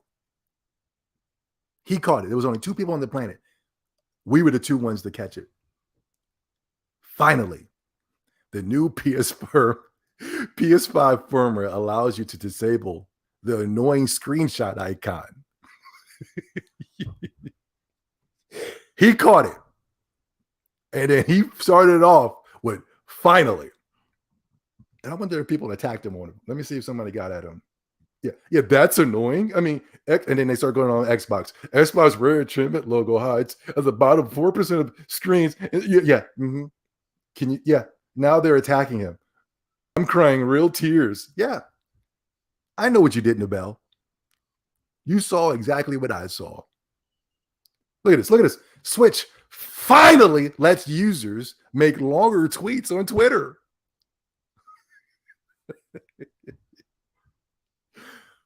Pay attention. And this is a Nintendo site that's saying this. You can't make longer tweets on the PlayStation. I thought you can't do longer tweets. I know I can make longer tweets on a Nintendo Switch than I can on the PlayStation 4. My little tweets are short on the PlayStation 4. Man, I can't get it out. I'm trying to curse the game out. I'm taking screenshots. Look at this freaking glitches all over the place. And Sony won't even allow me to put out more than a couple of words because I'm ready to go crazy. Yeah, look. A small but also important change for serial screenshotters. Yeah, not finally. Oh my God, it's small, but it's so important. I mean, wow. Look at this. Oh, and why is it that these PlayStation 4 updates, these PlayStation 4 updates have been crashing PlayStations, not just last week, for years. It happened to me. I wanted to get access to my Tales of Arise. No lie. I'm not capping. I'm not bull crapping. The problem is fixed, so I'm not going to make a big deal out of it. But listen, I was playing Tales of Arise. I wanted to stream the Tales of Arise experience on Twitch, but I had to update my console first. So I went through this stupid update. And as it was updated, it shut my freaking console down. And if you're on my Discord, you will see I showed everybody. I said, yo, this is some bull crap. The Discord was able to help me get through it. I fixed it, whatever. But still, for years, these little PlayStation 4 updates have been crashing consoles. You can Google it right now, and I guarantee you will find a thread year after year after year of these updates crashing our freaking PlayStation 4s. And nobody says anything. Let this be an Xbox update, and it's crashing Xboxes across the world. Forbes are right about it.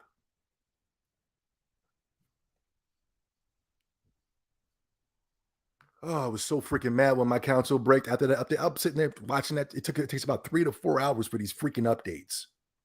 I don't even know why I'm getting an update. This isn't a PC. Why are you giving me the PC experience? And it's nothing like a freaking PC. Stupid updates. Oh my God. What else? Yeah.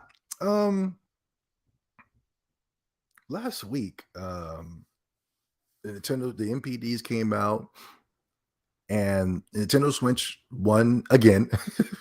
No surprise there. They won in console sales, but the gaming media is running this new narrative now where it's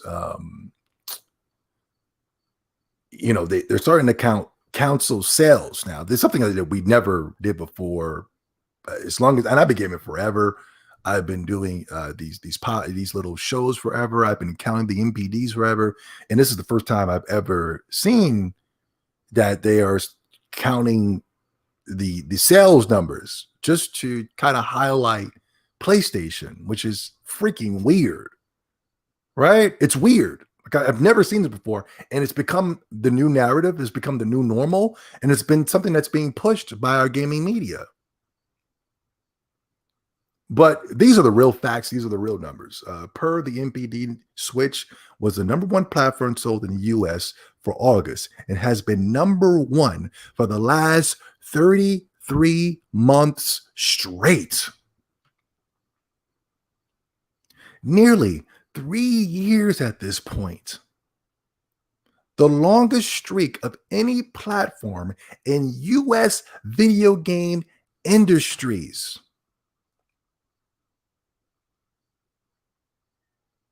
And y'all didn't even know that. But let it be PlayStation with a 33-year streak. Let it be PlayStation. Oh, you're going to know about it. You will know about it. And it's not just the Nintendo Switch. For those of us who really follow those NPDs and not the Sony-driven media propaganda garbage, Nintendo has been whooping ass for years. And I'm talking about even when the PlayStation 4 was out. That 3DS was destroying the PlayStation 4. The 3DS was destroying the PlayStation 4 in miles. But the gaming media didn't want to bring that up.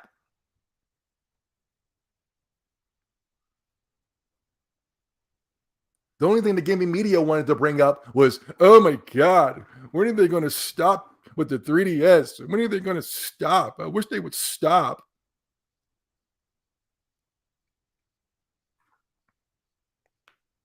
And Shadowfax Infinite, you figured there'd be some major headlines from the gaming press on such a record-setting console, but I guess the only system allowed to be covered for breaking Wii/PlayStation 4 records is the PlayStation 5. Hey, come on, guys. When are we going to stop saying that? When are we going to stop believing and start believing? When are we going to start paying attention? Why does Qualtrics have such a control over you that you guys don't want to call this out? You don't even want to believe it. You're going to leave this podcast and then jump directly to Twitter and start believing all the garbage that they push at you.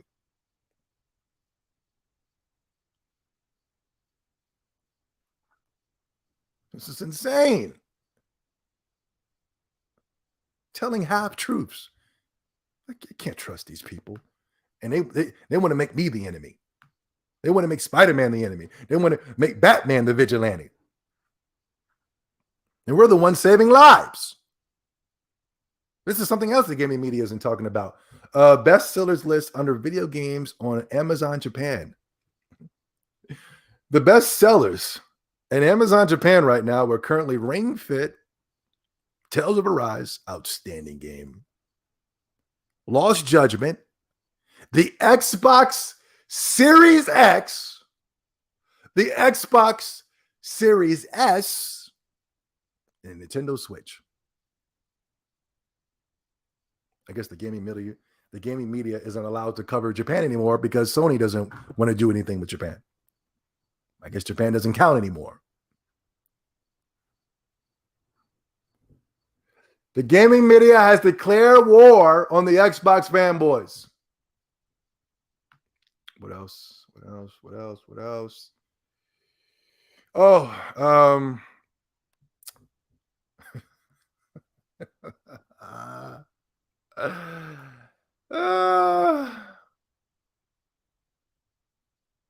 God of War director says Ragnarok is ending the Norse story because we didn't want to spend 15 years on a trilogy.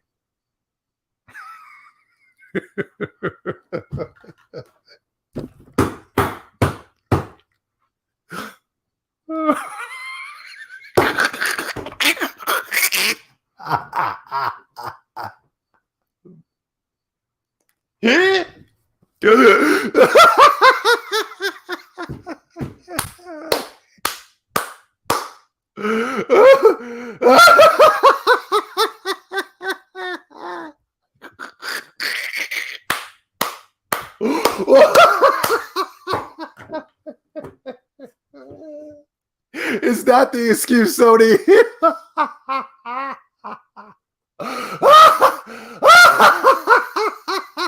Sony, is that the excuse you're going to use?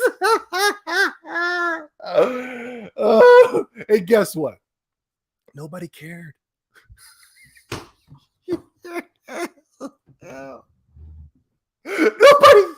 Nobody cared. Nobody cared. Nobody cared. Nobody gave a god dang. Corey Barlog explains their main reason to conclude the Norse saga and God of War Ragnarok is due to the long dev times of modern God of War games, 4 to 5 years, and not wanting to stretch out the story. Is that what it is, Sony? You expect me to believe that, Sony? Sony is a evil, wicked company. If God of War was really selling, they would tell Corey Barlog to get his ass back in there and go make another God of War. Sony is the same company that keeps rehashing Spider-Man movies in 5 to 6 years. But you can't make a God of War game because it takes 4 to 5 years to make. And then I look at your new God of War game, God of War Ragnarok, it looks like a freaking PlayStation 4 game. And you're reusing assets. So how hard is it to make this game? Why is it taking you 4 to 5 years to make this game? When I see you reusing boat physics and combat mechanics.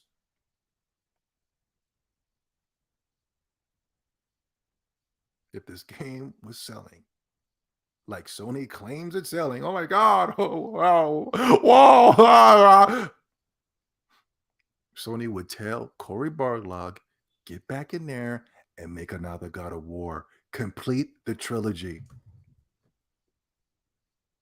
After the trilogy, make even more.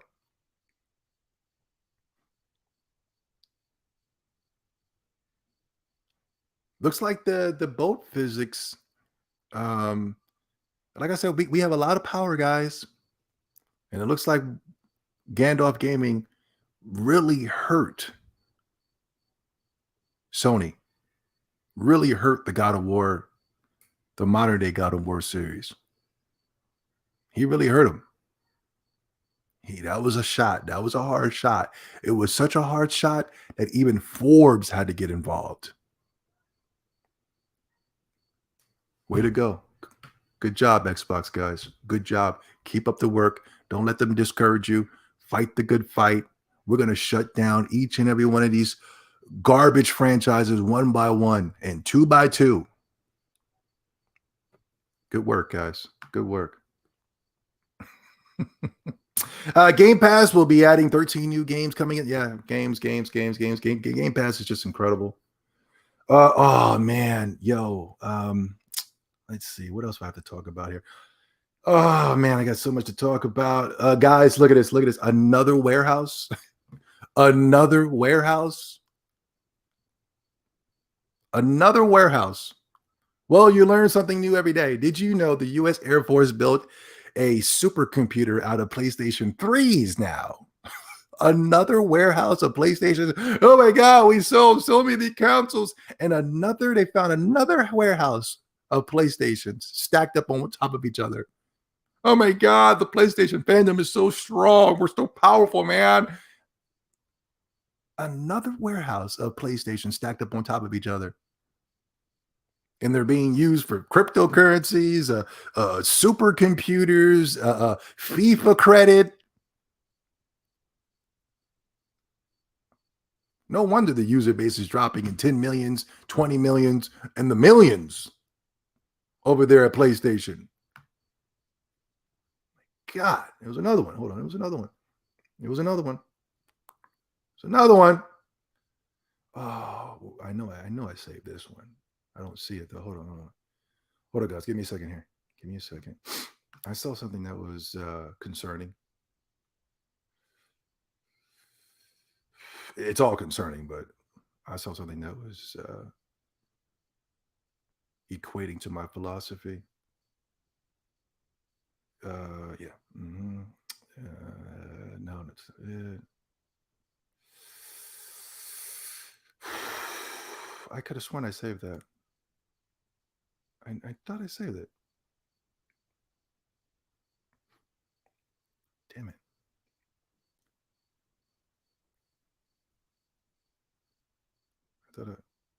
Oh, here it is. Got it. Cool. Check this out. Yo, PlayStation 5, 10 million. 10 million. Yeah. The PlayStation Nation is strong. PlayStation Pegasus unite. Isn't the Pegasus a LBGT symbol? How many of you guys joined that new Pegasus group of cult? Y'all heard about that? They got this dude that's well over 60 or 70 years old. I saw a picture of him and I said, oh my God, this dude is old. Some type of deranged, badly built weirdo. He created this new, ever since the Japan article came out and they were calling the PlayStation Fanboy cockroaches, they had to find some type of way to reverse that. I call them PlayStation cockroaches as well. I will never call them ponies. So they came out and said, now we're the Pegasus army, man. And I saw the picture of the guy. I said, oh my God, this guy's not well. He's not well physically or mentally. And he's the guy that they go to. That's the leader. In order to be a leader at the PlayStation Nation, you have to be mentally deranged. And they will get behind that. They consider the leader of the PlayStation community to be the biggest mind-controlled weirdo. That's who they consider to be the leader. Some of us struggle with getting one PlayStation 5, but Kim manages to secure 260 of them. Project Eve CEO bought 260 PS5 consoles so his team could play their game. Oh.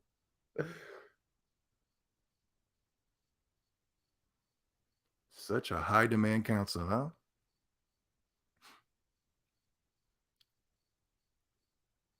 This console is just so highly demand.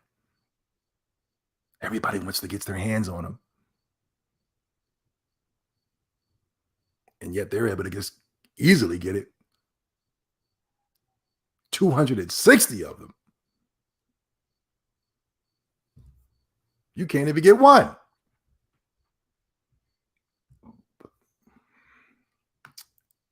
Do not believe what you are seeing. Oh my God, we got so much to talk about, guys. Oh boy. Well, how many minutes are we on here? I don't like doing long podcasts. Oh, we're already at 140. Wow. Let me see something first. I want to talk about a few things. Naughty Dog upcoming Last of Us 2 multiplayer game will seamlessly incorporate bots.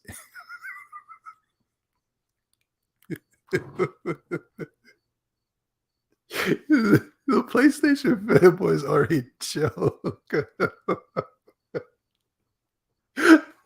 Sony's already predicting that the Sony fanboys are not going to be playing The Last of Us multiplayer.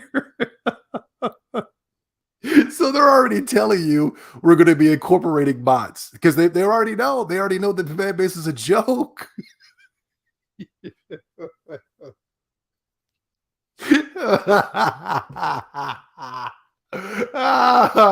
Oh my God. Oh, I gotta talk about this now. Hold on. Let's get a little silly, but it's serious. Let's get a little silly and let's get a little serious. Because the greatest power is influence. And the gaming media has a lot of influence over the minds of the masses. And I know if the gaming media takes what I'm saying right now, they're going to twist it up and not make it into a tongue twister, but they're going to twist it up in a way to make it seem like I'm attacking blind people or anybody that's blind. And that's not the case here. That's not what I'm doing.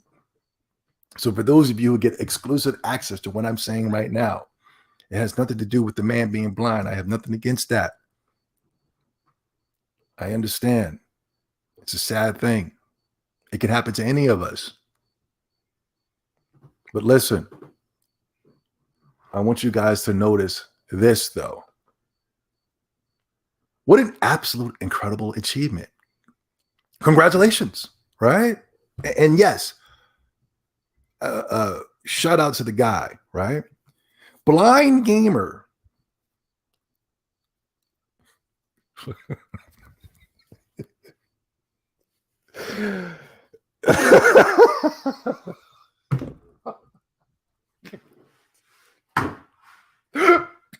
I'm not laughing. I'm not laughing at the blind gamer. Gaming media, I know you're going to take this video and you're going to twist it up to fit your narrative. But I want you guys, let me go to the chat room first. No, first of all, let me read the damn title first, then go to the chat room.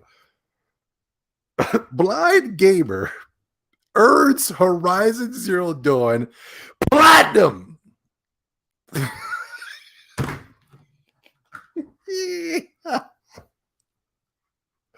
After 73 hours. One more time. Blind gamer earns Horizon Zero Dawn platinum at 73 hours. I'm going to say it one more time. Horizon Zero Dawn Blind Gamer earns the platinum after 73 hours. Please, let me go to the chat room first.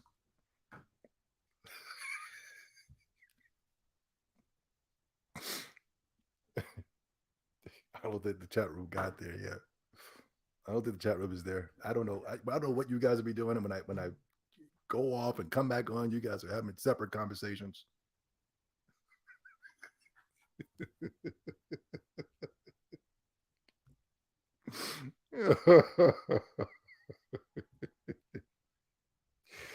oh, okay. Yeah, some of y'all don't get it. 73 hours for Horizon.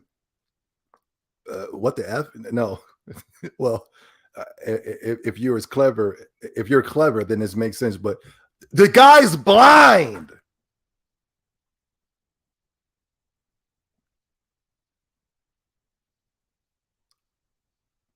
How the? These PlayStation games and these Sony fanboys, they sit around here and they try to parade around these platinums like it's worth gold or it was worth currency or something like that. It's going to give me a date with Holly Berry or something like that. It's going to give me a one-way ticket to the Met Gala or something. It's going to give me front row tickets to the Lakers game. I'm going to walk up to my local bank and I'm going to be like, hey, man, I don't have any money in my account, but I got over 73 platinums. The bank's going to call the cops. Holly Berry is going to slap me in my face. The Lakers are going to kick me out.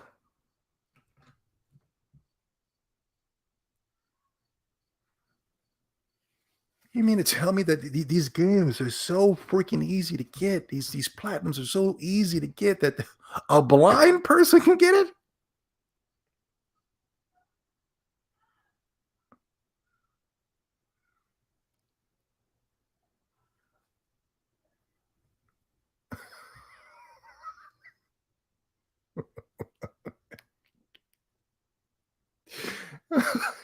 So easy you can platinum these games with your eyes closed.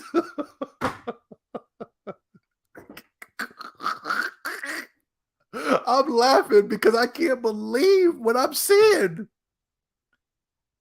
I can't believe it.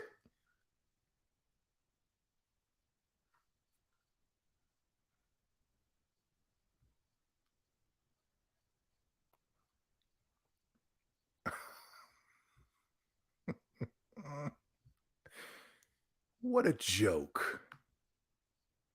Oh, and oh, it's okay. It's okay. It's okay if Sony does it. Right. Right. It's okay if Sony does it. If we do it, we're the fanboys, you know? We're the bad guys if we do it. Right. Sony's movie boss says he expects more games, company buyouts. The new growth area will be the games business. And who better position than Sony, than us? Sitting around and boasting and bragging and being cocky. Who better than us? Who better than Sony to acquire these studios, even though Sony said they weren't going to acquire studios? Even though they said that they were going to build up their games organically. When Microsoft was buying, they went and bought ZeniMax, they were the first ones to come out and say that we were going to be doing it organically, taking shots at Microsoft. And the gaming media grabbed it and they paraded that around and they said, way to go, Sony, way to go, Sony, way to go, Sony. But now Sony is focusing on acquiring more gaming studios. The gaming studios are complete trash. You never heard of them. Housemark, they acquired some studio last week. You don't even know, you know, Blue Point and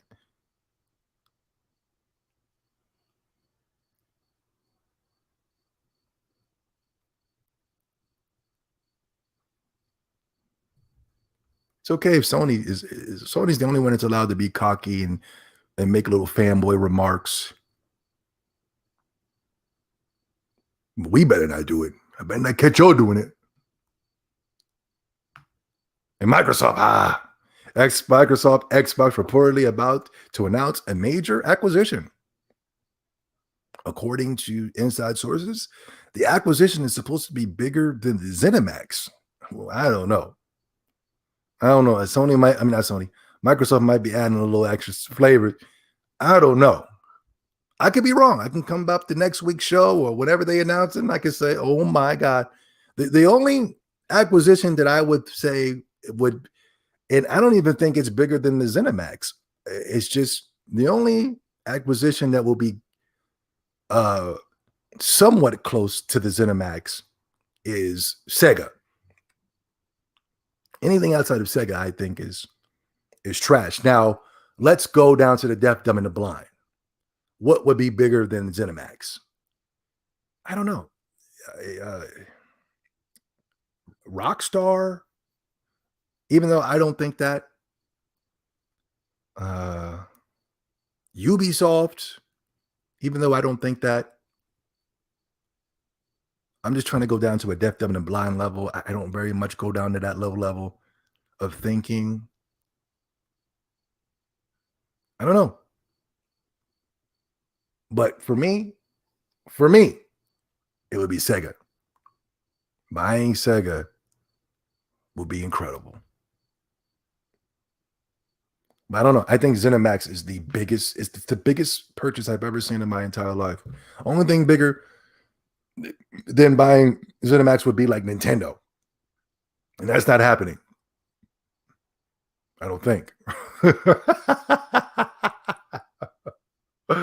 I don't know. I don't think there's anything bigger than having Bethesda used to have their own conference at E3. And they would show like 2 games. And it'd be like the best, it'd be one of the best conferences. People would be like, yeah, the best showcase was the best, man. And they would show Fallout. Having Fallout and Elder Scrolls is incredible. Not only that, you got Doom, you got this Deathloop game that just came out. I got 9s and 10s, even though I don't hear nobody talking about it. Maybe because it's a PlayStation exclusive. And I think the Deathloop creators made the game. What's that first person spy game? Some type of stealth game. What is that called? I forgot. I'm pretty sure you guys are smarter than me. You would know. What else? Yeah, we don't have to talk about that.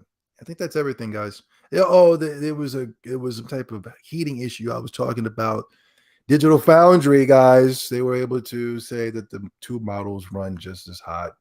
And then the guy that did the investigation on the console running hot, he was talking about that he was receiving death threats and things of that stuff. This is the guy right here. Gotten into some controversy. Yeah. It's sort of crossing. Yeah, he did a thing where he was able to test the consoles, and he was showing that the new console that the PlayStation 5 was coming out with was running hot. Now, I've never seen people come out in masses trying to debunk what he was saying, but looks like Sony's got their cronies to get on the job and to kind of just some lines that I'm just not comfortable with. Yeah, it got real toxic for the guy. I could see he's aged about, and this is all coming from Sony. Yeah, once you go up at Sony, man, they'll come after you, man.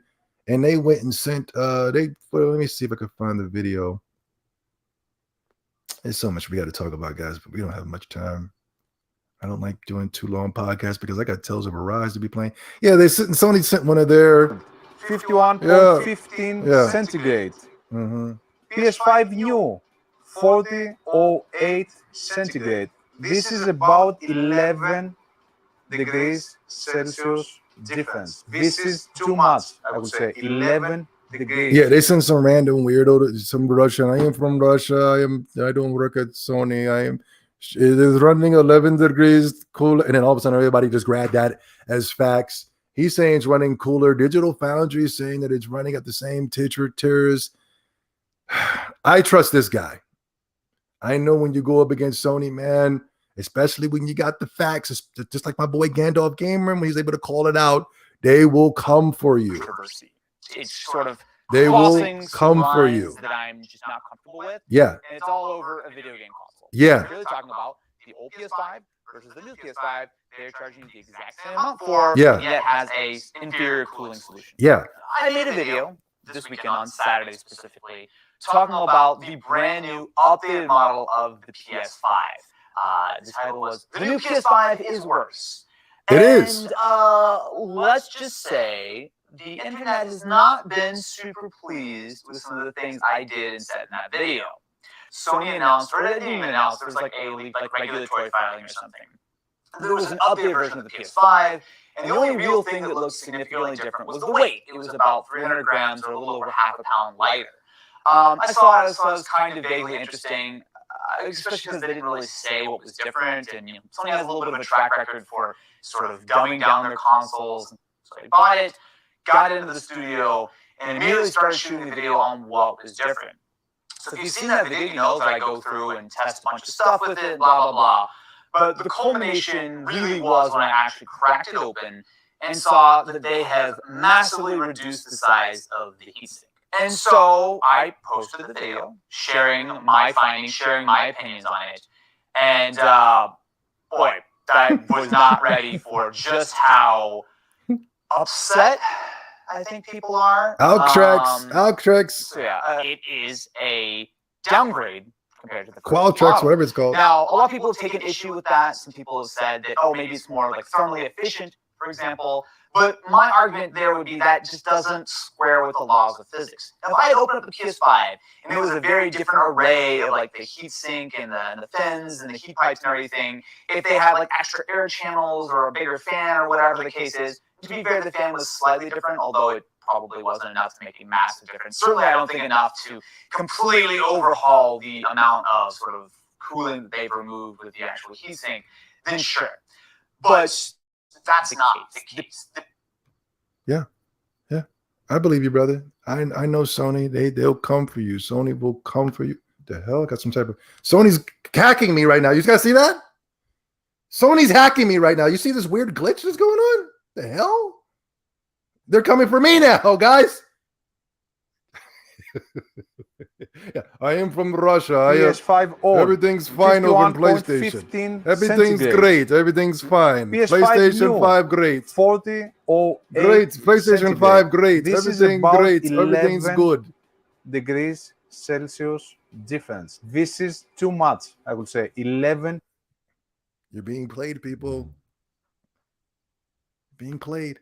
Be careful. Be careful. Be careful. Please don't watch this podcast and think it's trolling and whatever. And then you go and buy it because you got to buy it because of the hype and because of Qualtrics and because of this and because I'm a gamer, quote unquote. God of War, Returnal, Demon Souls coming to the PC. And the video with this, because we've been here way too long. I know you guys are entertained. I know you guys are having fun. I know. But still, I don't like doing too long of a podcast because we got games to get to, man. We're calling ourselves gamers and we're doing 4 to 5 hour podcasts. This where we're attacking Xbox and, I don't know. I just look at things a little differently than everybody else. This was interesting to me, and then I'm going to end the podcast with this. Most hype PlayStation Showcase reveal. Did you guys see this? This is on the Pro Sony website, GameSpot. They weren't Pro Sony games. They weren't Pro Sony back in the day. When I used to grow up on GameSpot, I was very young when I used to go into GameSpot. Back in the day, you would put in videogames.com and it would take you directly to the GameSpot. And GameSpot was like my favorite website to go to for gaming. I never went to IGN ever. I never even knew IGN existed. Well, I knew they existed, but I just never went to them because they were always like a kind of a satire website when it pertains to video games. I never trusted their opinions, and they were always a joke, in my opinion.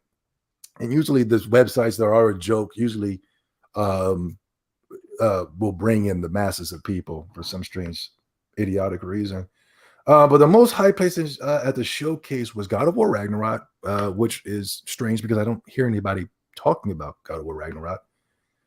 Star Wars KOTOR. We already debunked KOTOR. That's going to be a disgrace of a game. Spider-Man 2 was below all that, even though Insomniac and made the Sony buying Insomniac was better than Microsoft acquiring this or not.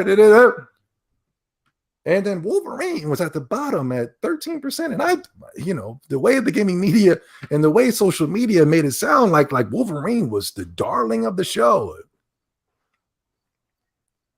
It was the only game that was shown that people weren't expecting.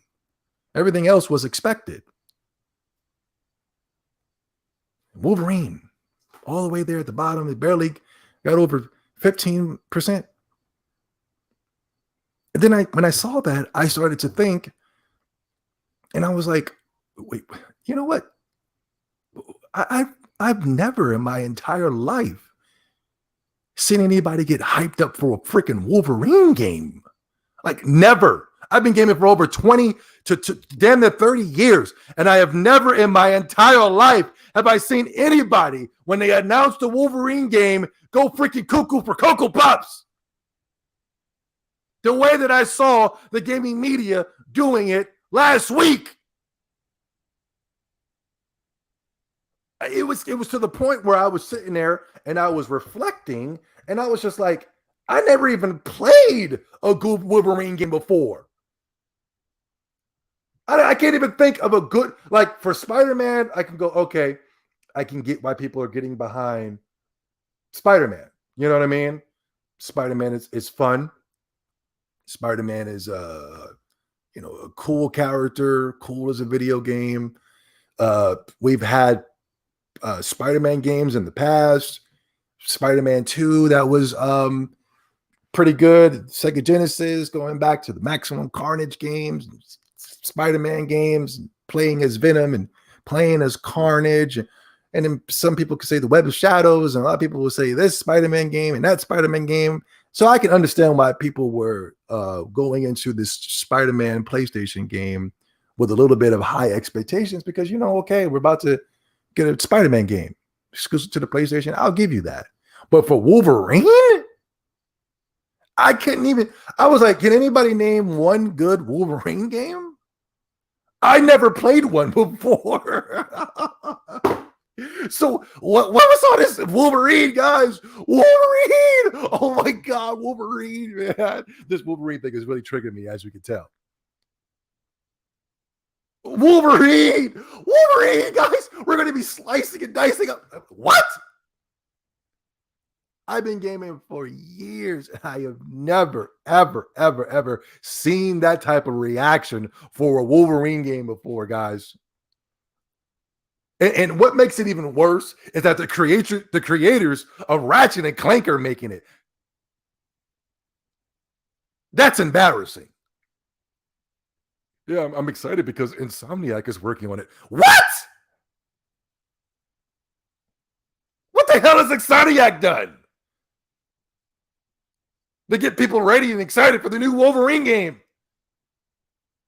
I can see if it was somebody else, then I would have been, and I still wouldn't have been, and you still wouldn't have been hyped for it. If it was Ubisoft, if it was Capcom, if it was Activision.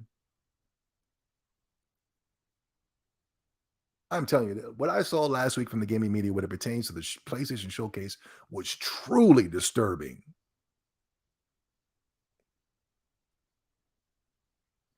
Very cringy. So I asked people, because I know you guys are smarter than I am. I know you guys are smarter than I am, man. I see it all the time. Every time I put these little polls up, these little questionnaires up, you guys just got to show you how smart you are, and I get it. You guys are smarter than me. I know. So I go in and I go down to the comment section, and I'm here, and I'm very grateful for you guys participating, because I can use your comments and things of that such for the show. Yeah, I remember both versions, the X2 Wolverine Regens and the GameCube. It was all right. It was okay, X-Men Origins was the darling of the questionnaire. X-Men Origins Wolverine will still be superior to one of the, just like Web of Shadows was superior to Spider-Man PS4. Origins, PS3, X260, X-Men Origins, Wolverine. Yeah, Wolverine, Adamantium Barrage, and the SNES. I didn't say name Wolverine games. This guy just wanted to name all the Wolverine games. I wasn't trying. See, sometimes you guys try to get a little too smart, you know. And guys, please, it's me. It's Obi70. You guys are already smarter than me. You don't got to prove your intelligence to what you know and how much you know and what you know. And I get it. Just answer the damn question. Yeah, back in 2009, they got a Wolverine. I know. I can Google that. X-Men Legends 1 and 2. That's not a Wolverine game. X-Men Legends 1 and 2 is incredible. So there you guys go again, being smart. X-Men Legends 1 and 2 is not a Wolverine game. Wolverine Adamantium Rage on the SNES. It's a Nintendo game. X-Men game on the Genesis. Somebody named Deadpool. Wolverine, no. X-Men, probably. 2 Clone Wars and Legendaries 1 and 2. Thank you, QR. You didn't answer the question, but you answered it, but then you had to prove how smart you are by saying Legends 2 and all that. I get it. Does Marvel versus Capcom count? No, that's not a Wolverine game. X-Men Mutant Apocalypse for the SNES. It's not a Wolverine game. Only X-Men Children of the Atom. That's not a Wolverine game. This game was not rated M. I think it is. X-Men Origins. Now, I can't deny that X-Men Origins Wolverine is a great game. I don't know. I never played it, and guess what? I never will. Because I don't like Wolverine. I don't care for Wolverine. Whatever. What if X-Men Origins Wolverine is the best game that you can name?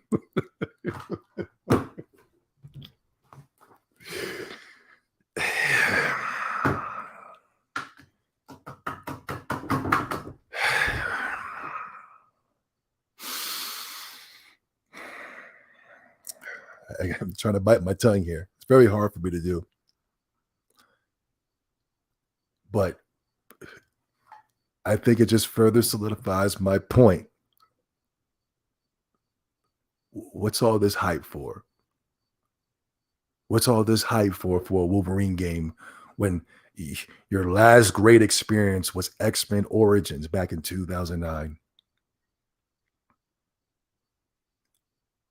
I'm pretty sure the game was great. I'm pretty sure it's one of the greatest games of all time. It's one of the greatest games you ever played in your entire life. I get it. But does not equate to going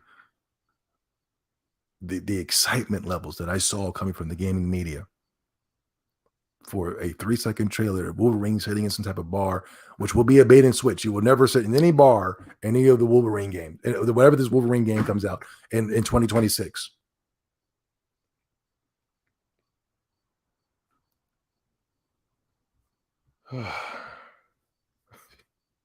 X-Men Origins. Are you kidding me?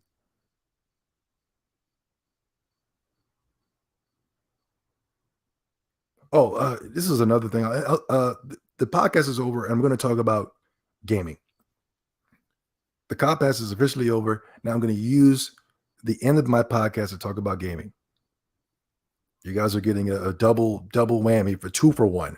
I talk about the podcast, and then we use the end of the podcast to talk about gaming. Now, what I end up start doing too is clipping these videos because, people need to get access to the information and people can't sit through 2 hours. I need to start clipping them down so that people can get access to the information. But anyway, that's besides the fact. But listen, guys, I just want to talk gaming with you guys real quick. Is there a way I can get access into this thing? Zoom it in? Yeah, not really. PlayStation was the reigning king of hidden gems going all the way back to the PS1, PS2, PSP, even the PS3 has, it's not a console that I enjoyed whatsoever because I was able to see with that console what was going to be happening with right now.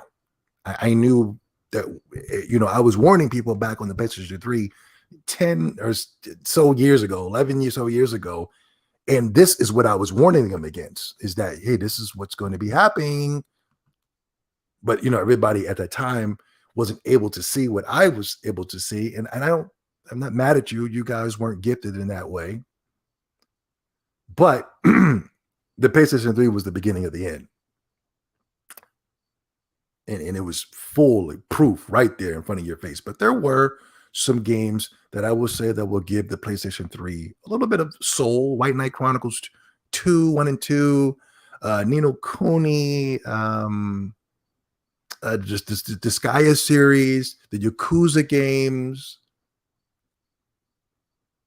Those were the games that I'm pretty sure I'm missing something else. There was a lot of really kooky and quirky games. I a lot of them were trash, like Hyperdimension and Neptunia and things of that such. A lot of RPGs were able to rise and get attention on the PlayStation 3 because the Japan wasn't doing too well around that time.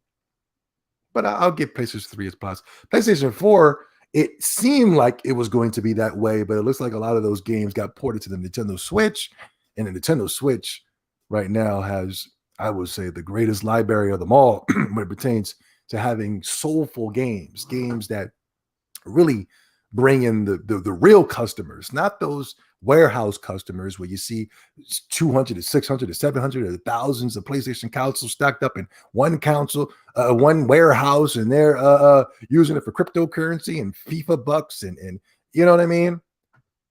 Like these real organic people going out there and buying these consoles, owning these consoles, having 2 of these consoles in their home, because these are the games that move units, the kooky and the quirky and the weird. Because people go, okay, I'm buying a console to play that. What else did I say here? With Jim Ryan in charge, we have less kooky and quirky / hidden gems and more games catered to a more casual, toxic, liberal, non-gamers. Basically, games with no soul. Who is the current king of the kooky and quirky hidden gems? And oh shit! Oh, excuse me. Oh shoot. Last time I checked, it was a while ago. Nintendo was winning hands down, and I understand that, but PlayStation was leading, and I go, how is PlayStation winning? What's kooky and quirky on the goddamn PlayStation 5, PlayStation 4? What? People sitting there and fluffing up the numbers and lying, but it looks like Xbox was able to edge it out in this poll by 1%. But anyway, still, I think the Xbox should be higher. I think the Xbox is extremely kooky and quirky, especially with Game Pass. I like Game Pass. I love Game Pass. One reason I love Game Pass so much is because you get $9.99 access to hundreds of games, $9.99 a month. Oh, bow, right there. All those games right there. You get access to them. Right? That's number one. Number two, this is Phil Spencer's vision, and I respect a man with a vision. I don't respect men that are able to be controlled by Qualtrics and Sony and the Pegasus Nation. I don't respect that. I respect people with visions, dreams, goals, not going out there and just looking to consume and buy the newest thing. And that's what makes you a real gamer. It doesn't. It makes you an idiot. Especially when that thing that you're consuming is lifeless. There's no nutritional value there. I guaranteed you, everybody in this chat room went out and bought the Popeyes chicken sandwich. And guess what? I didn't.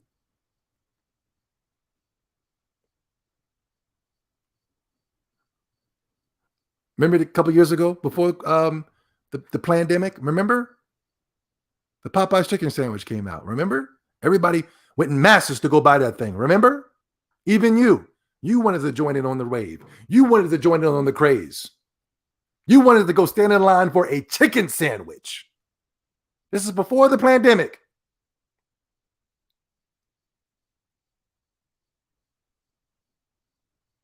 All of a sudden, people listen. That's going to be false information. I can't talk about that on my channel. But anyway, Number three, the reason why I like Game Pass is because I believe if and from what I've been seeing, it's been allowing people to get access to games they would never play. More or less allowing people to branch off and enjoying more of these kooky and quirky creative games. Not everything has to be some type of a blockbuster, Hollywood blockbuster.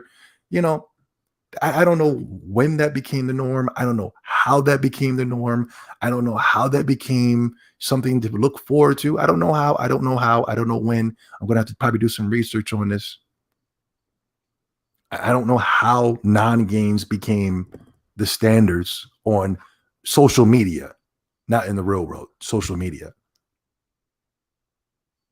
But I think with that Game Pass and that backwards compatibility, I believe that you can get more access to kooky and quirky games than you can on the PlayStation 5. I don't even believe it. That's just a fact. Not only that, Phil Spencer, with that Game Pass, and I hope Phil Spencer is thinking this, and I'm looking at the games that he's coming out with. Phil Spencer, Game Pass is going to be a great way for you to take risk. Game Pass is an excellent way for developers to take risk. Back in the day, or even Sony had to get rid of Japan studios because they felt like that was a risk. They felt like that they weren't making any money, and they weren't. Because the PlayStation Nation, the Pegasus Army did not support Japanese games. Now, Phil Spencer, with Game Pass, you can take those risks. You don't have to just keep coming out with a Halo, a Forza. You can come up with the most strange and weird and the most kooky and the most quirkiest games. And guess what? It's not really hurting us, and it's more of a benefit for you.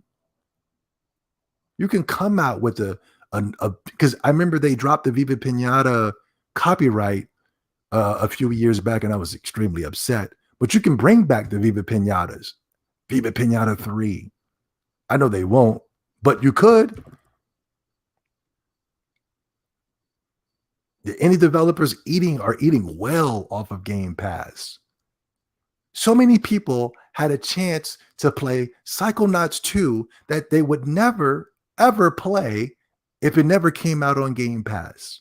And in my opinion, that's a good thing. That's an important, that's extremely, I know I talk numbers all the time, but I really want a lot of people to experience a broader horizon of games than just letting the game sit on the store shelves.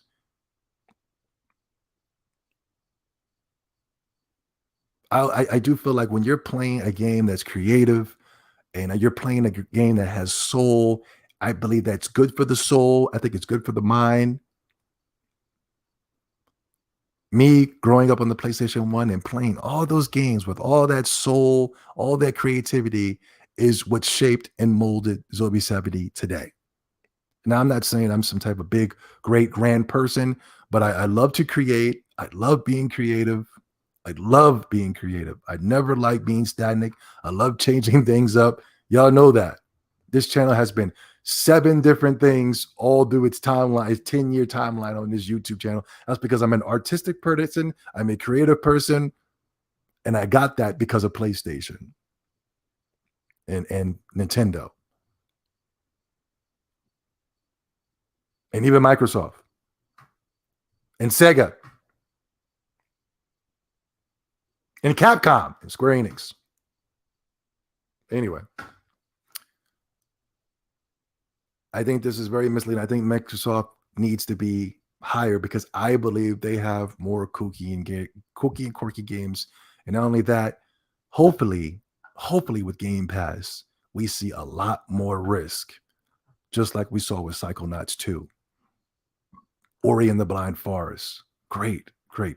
Sea of Thieves. Another game. Soul. Grounded. Soul. Avowed. Soul. Kooky and quirky. Starfield.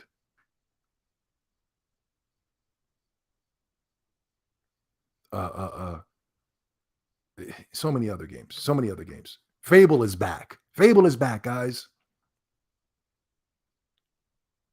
This is it's been a long time since I've seen Microsoft with such an expanded category of games that are just not Halo, Forza, and Gears of War.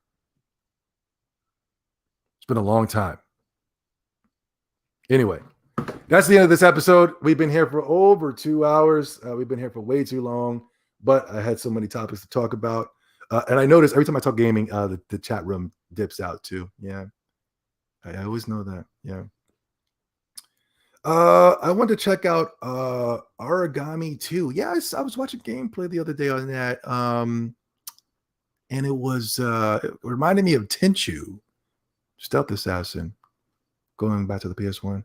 Devs have also been porting niche PS1 and PS2 games to the Switch because that's where the gaming audience is now. Yeah, the majority of the audience is on the Nintendo Switch. Even there was a developer, it was a big developer too, that said they wanted Nintendo to increase the hardware, even though Nintendo never promised that they were doing that. That was the gaming media. The gaming media came out and lied on Nintendo, saying that Nintendo was working on a 4K model and it's going to be coming out this holiday season and da-da-da-da.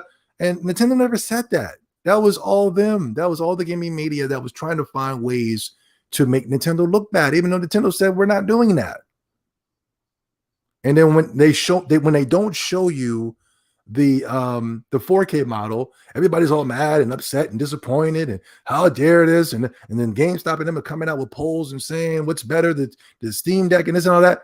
And I'm just like, but Nintendo never said they were doing that. That was all some random leaker.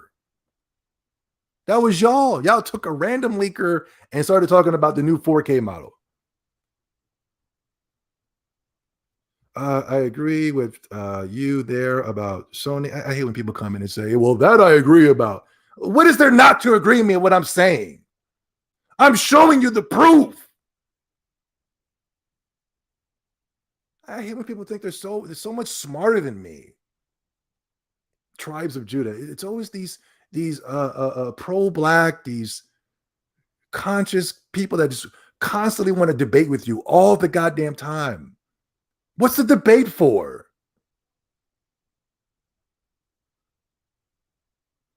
These Hebrew Israelites, these what do they call it? The House of Consciousness weirdos. There's always some freaking debate. What is the debate with the facts that I'm showing you? I agree with you there. Everything else I don't agree with. God. Marvel or DC? I like DC. DC has always been my favorite. Batman, Superman, Wonder Woman, The Flash. DC's always been my favorite. I loved when I grew up, their cartoons were extremely popular. The Batman animated series, Superman animated series. That was my childhood. Batman molded me as well as a kid. I love Batman. I never used a gun or even touched a gun because of Batman. Yeah. It's the PC Master Race. Okay, all right, no doubt. Please someone tell me who the Pegasus Army is. I don't know. I just saw it on Twitter. I guess you guys are trying to deny that the Pegasus Army exists. Yeah. But I saw it on Twitter. Hey, Hebot's in the building. My brother, I hope everything is well. Love seeing you put in the work. Thank you so much, Hebot. Thank you so much, bro. Thank you for checking out the show, man. That means a lot when I see you, Hebot. I see the 100 and my brother Jay. What's his name? J Rock.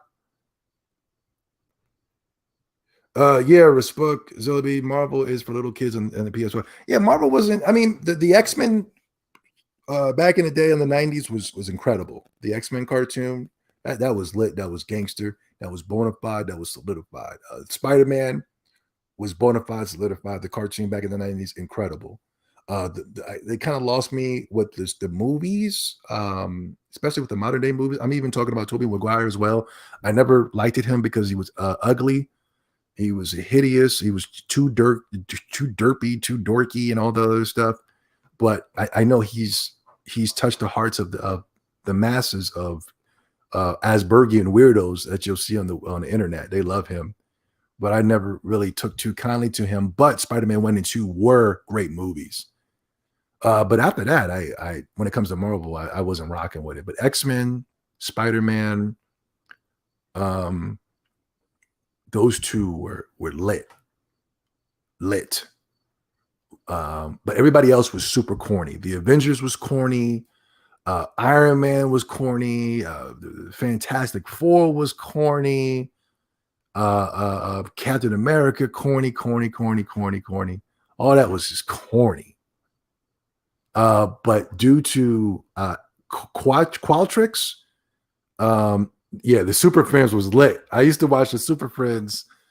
Super Friends was lit. I used to watch that on Toonami back in the day.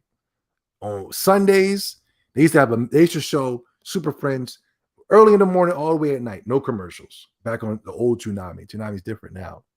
Super Friends was lit. I was always a DC guy. Always.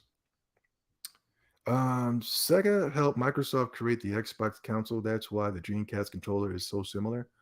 Yeah, I've been hearing that Tokyo Extreme Racer, one of my favorite racers of all time, Import Tuner Challenge, is the spinoff of Tokyo. Oh my God, we got donations, guys. Dan the man. Thanks for the content, bro. Thank you so much. Thank you so much, man. I appreciate that so much. Thank you. Yeah, Tokyo Extreme Racer. I heard the people that worked on Tokyo Extreme Racer are working on Forza. So they got people.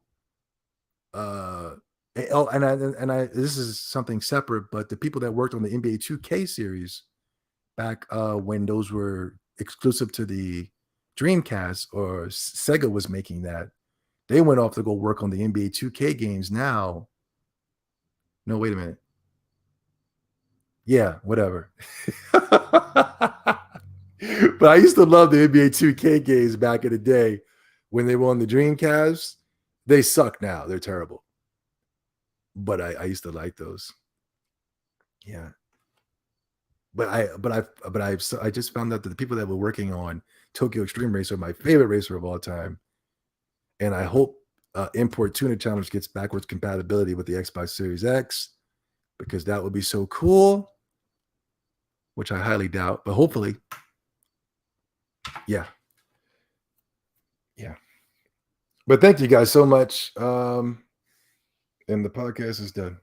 I'll see you guys next week with more undeniable, irrefutable information that Sony is scamming us. Oh, you know what else is a good basketball? No, you know what? That's the thing. That I'm wrong. The 2K series teamed up with the Inside Drive. Microsoft used to have an exclusive basketball series called NBA Inside Drive, which I thought was one of the dopest basketball games of all time. I thought NBA 2K Inside Drive was 10 times better than NBA Live. And then and what's funny, the predictions I was making back in the day, and then all of a sudden NBA Live is dead and NBA 2K is thriving, even though I feel like they got stagnant and trash. But I don't play 2K. I haven't played it in years. But the people that worked on Inside Drive for the Xbox went to go work with the 2K series, and I could see it. Well, I was able to see it over the years.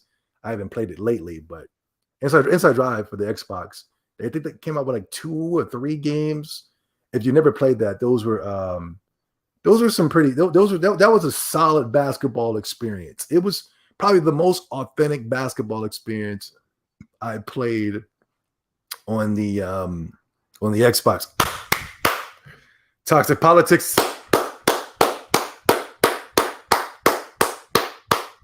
Keep up the good work, man. I appreciate that you guys donate and all that other good stuff. It keeps me motivated, keeps me focused, keeps me locked in. I'm not just because YouTube's playing the political thing. Naughty Dog and Sony, they put a hack on my channel, and I probably will never get out. But thanks to you guys, man, you make the hard work worth working hard for. Mm-hmm. Do you think Square Enix messed up the Final Fantasy IX remake that's a leak a couple of days ago? Yeah, I meant to talk about that. That they're doing a Final Fantasy IX remake, and they're also doing a Chrono Cross remastered. It was some type of leak that came out, man, and it was showing that all the PlayStation games were going to PC, but nobody cares. But when Microsoft did, it was a big deal. And then they started showing off some things that I can really get behind. Like there was a Final Fantasy IX remake, and they're doing Chrono Cross. That's one of my favorite video games, if not my top 3 video game of all time. And there was something else. Oh, Final Fantasy Tactics, which I was hoping it was going to come to the Switch, and it seems like it is. I'm excited. I'm looking forward to the next Nintendo Direct that will get no coverage by the gaming media, but I'm looking forward to the next Direct. I think we're going to see some big stuff. There was a Kingdom Hearts 4 leak. Who cares? But the Final Fantasy IX remake, I don't know. I think I'm going to say something crazy here, but I'm playing Final Fantasy VII all over again for the Nintendo Switch. I should be done with the game in about a week. I'll fill you guys in when I beat it. It's not like I'm getting soft on the Final Fantasy VII remake, but the Final Fantasy VII remake is not a remake. It says remake in the title, but it's not a remake. It is a sequel to Final Fantasy VII.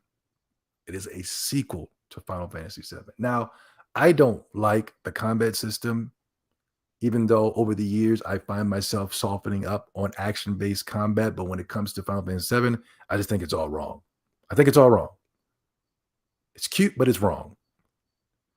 And not only that, it's a sequel, and it's just wrong. It's just wrong.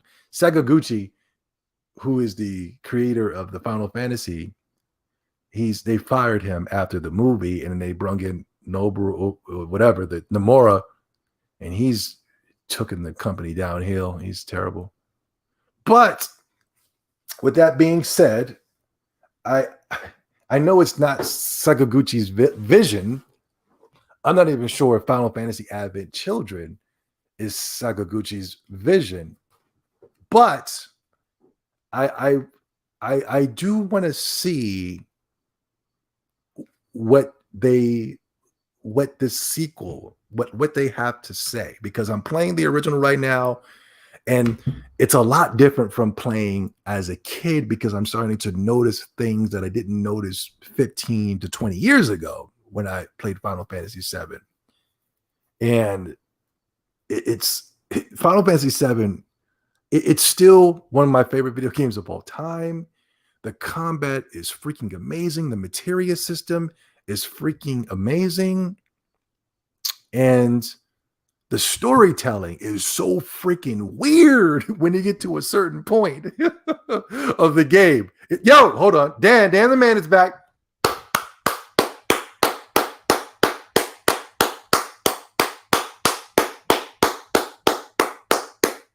Dan, thank you so much.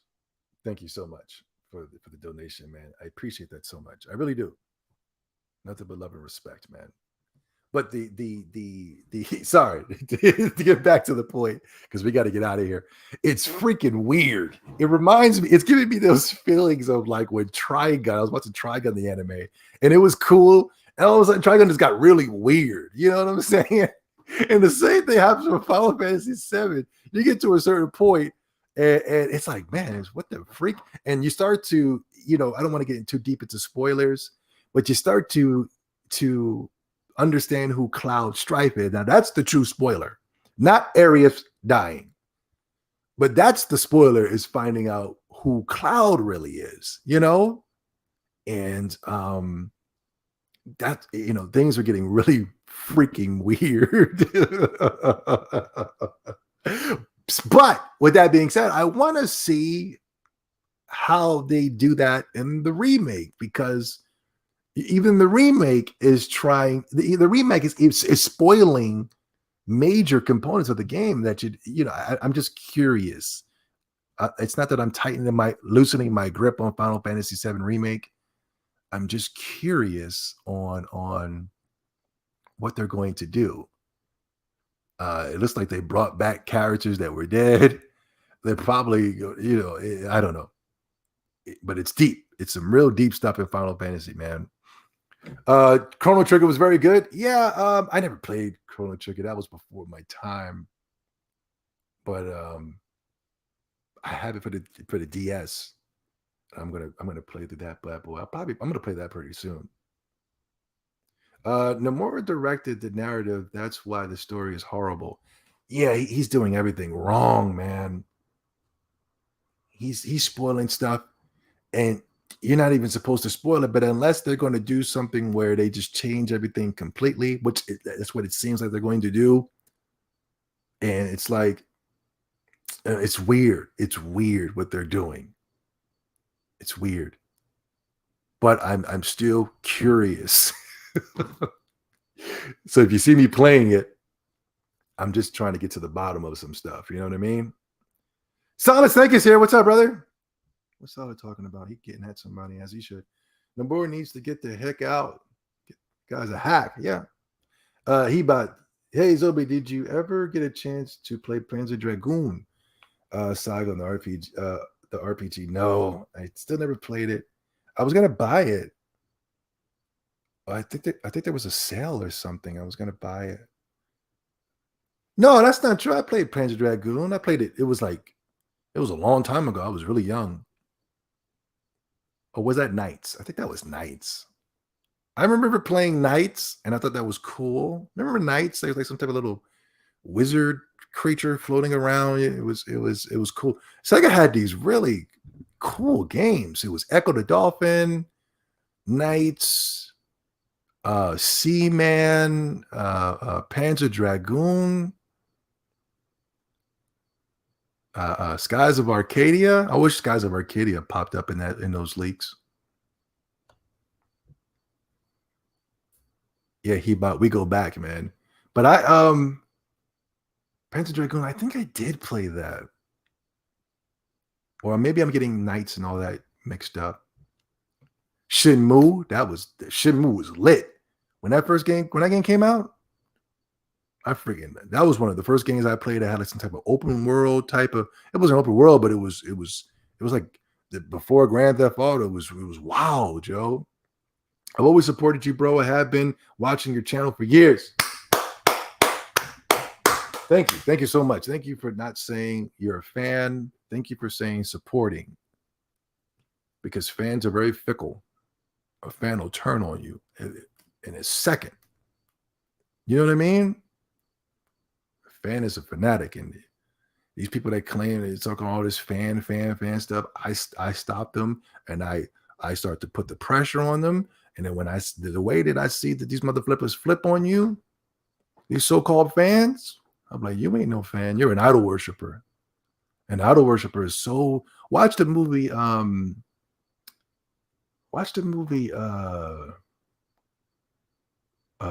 Talented Mr. Ripley.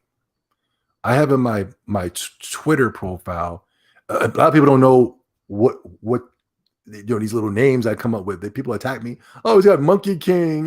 He's calling himself King of the Monkeys. He's so stupid. He's calling himself a monkey. And they see Dickie Greenleaf. And nobody knows who Dickie Greenleaf is. You know what I'm saying? Oh, he's got Dick in his name, man. Dickie. It shows you how immature the PlayStation fans are. Every time they come around me, they try to find some type of material to get at me, but I just think it's so corny. You know what I mean? But Dickie Greenleaf was like, you got to watch The Talented Mr. Ripley. Dickie Greenleaf was this extremely charismatic guy that this guy was just infatuated with. But you got to watch it. I call myself Dickie Greenleaf because of that. Earthworm Jim. They're trying to change everything so it's happy endings for little Timmy. I don't know. Quick. I see what you're saying, because if everybody lives, then there's everybody's cool. I don't know. I don't know why Zach is still alive. Why the hell is Zach alive? That defeats the purpose of the game. It's stupid. What are they doing? I think he's alive. At the end of the thing, they showed him walking away with Cloud. That was weird. It's weird. It was only on Saturn. Oh, what? Okay. I don't know if I played it. Panzer Dragoon. What?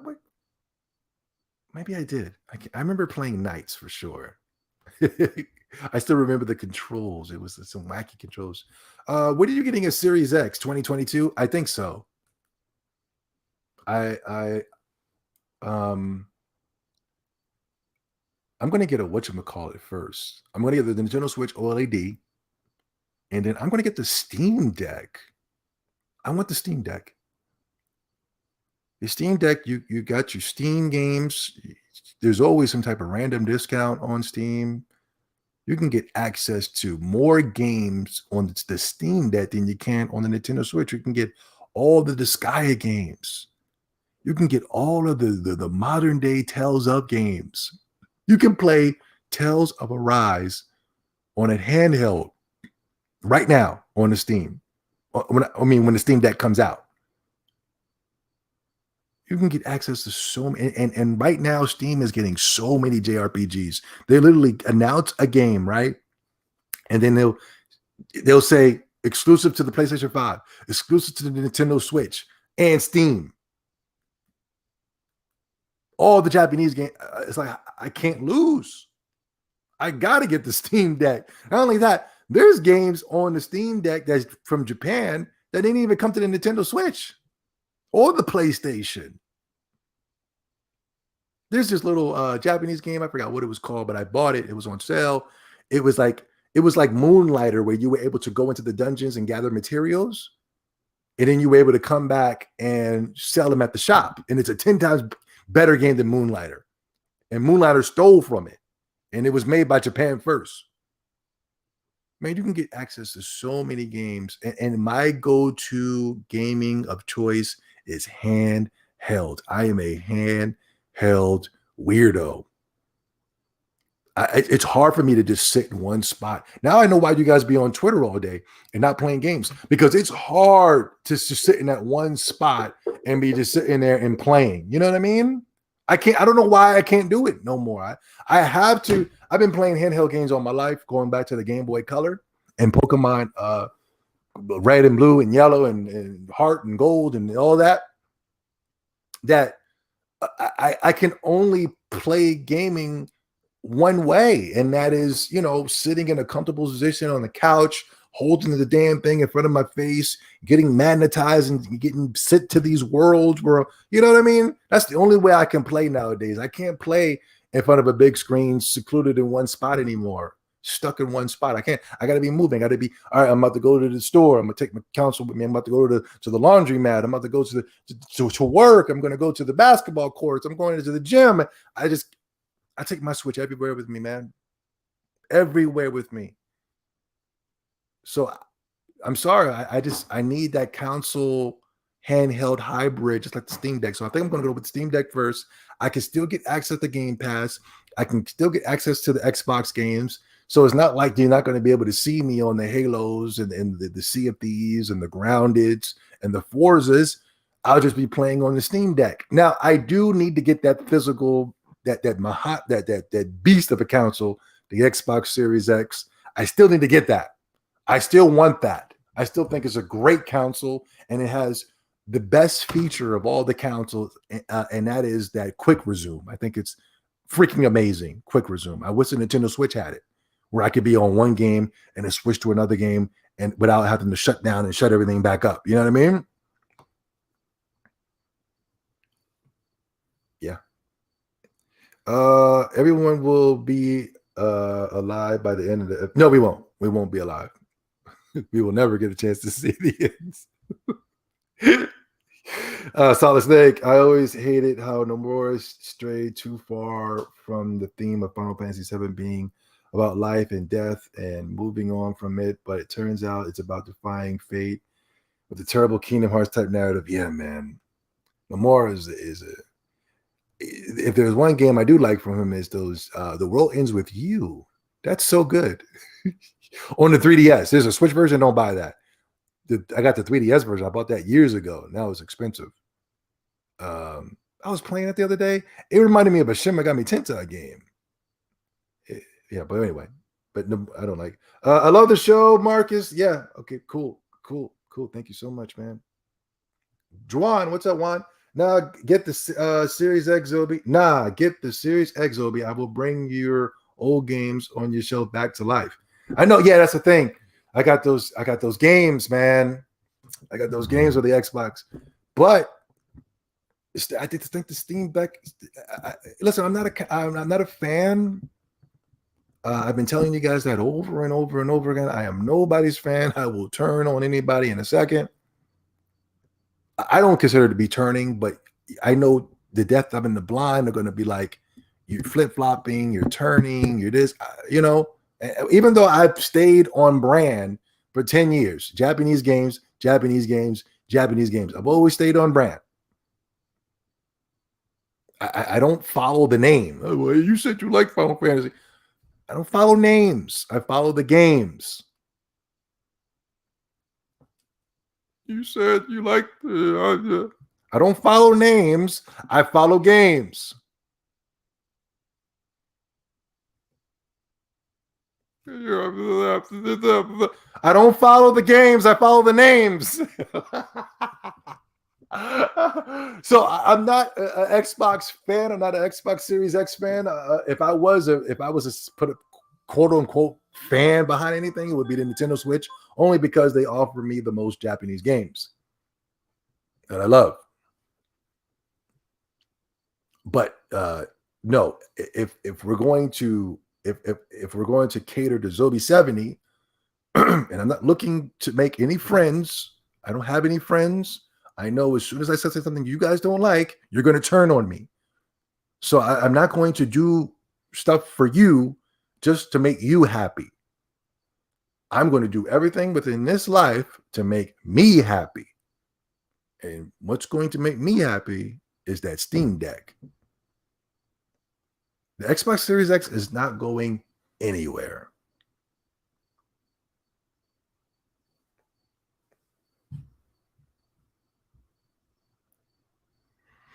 Devil Survivor?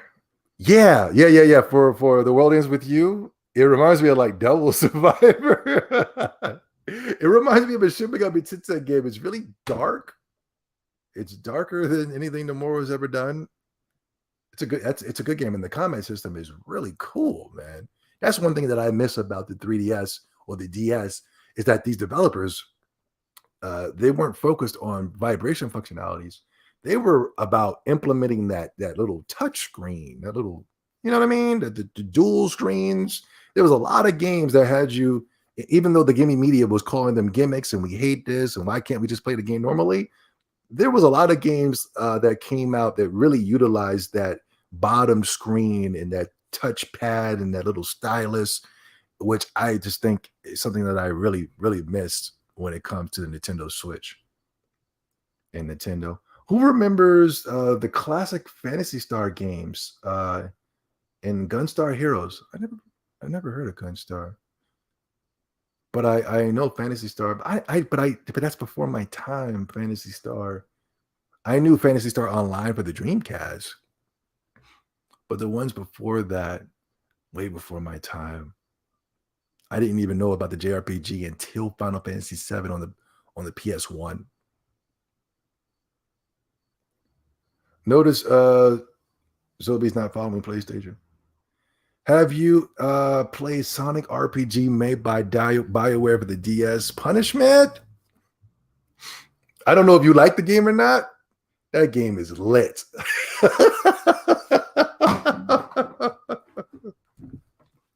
Yeah, I played it. A turn-based RPG Sonic game. That game is lit. It has its problems, but to build a party of Sonic characters, you got Sonic, Tails, you can get Eggman in your party. Only thing that was a little wonky about it was the touch controls. The touch controls, they would tell me to do a move, and then the touch controls would come across, and I'm doing the move, and then it's not picking it up on the damn thing. That was the only thing that bothered me about that game. But that game was lit. I might have to play that and beat it and do a review or something, man. I'm the only one that would recommend that game. How many people do you think are getting the Steam Deck to steal games? Oh yeah, you know that's gonna happen. You know that's gonna happen. Not me. Unless I'm feeling like I want to cave in because a lot of these games are going way too high. $200 for a Xenosaga 3, and then they talk about they're not gonna do a Xenosaga remaster. And I want to play some. I want to run through the Xenosaga games, man, and break down the philosophy of those games. The Last Hyena. Are you going to do more old school face videos, not just for reactions?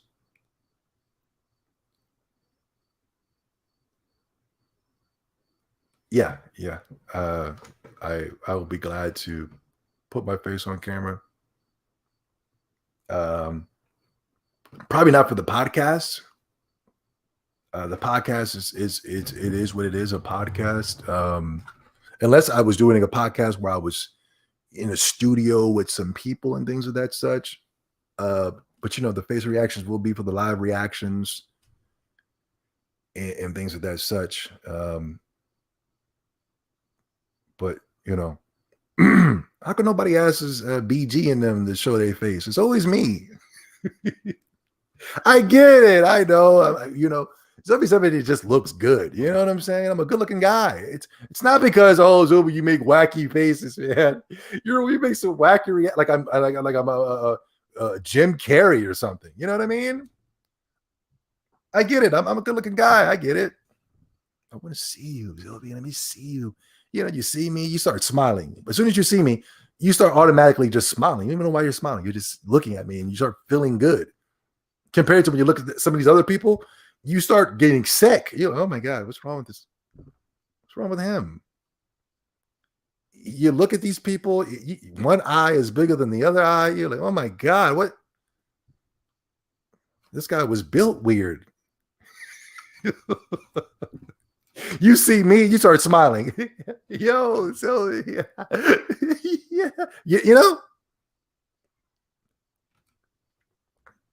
RPGs that were originally platformers are really good, like Mega Man. Yeah, I want to play that. Is X Command the PS2 game, or what's the one? There's some other Mega Man game that I want to play so bad, and Capcom's talking about they're going to remaster it too. They were like for the Game Boy Advance. I always wanted to play those games back in the day, but I never bought them. I don't even know why. I remember I really wanted to play those. Like I was like dreaming about playing the game. Do you ever just be that hyped up for games, or you be dreaming you be playing the game? Am I the only one that's that weird? You know what I'm saying? Looking at the BG, listen, I don't. It ain't me, BG, it's the chat room. Look at the BG. I know BG's very sensitive. The BG looking at the crusty and dusty. Yeah, you start looking at people, you be like, oh my God, what? You start getting sad. You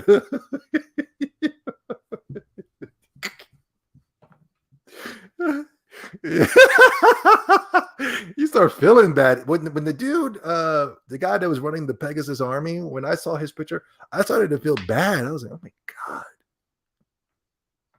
Dear God. Yeah, a Mega Man Battle Network, Game Boy Advance. Yeah, they're doing. I've been watching gameplay too on Twitch. like a couple weeks ago, I was just like really I was really like focused on that game.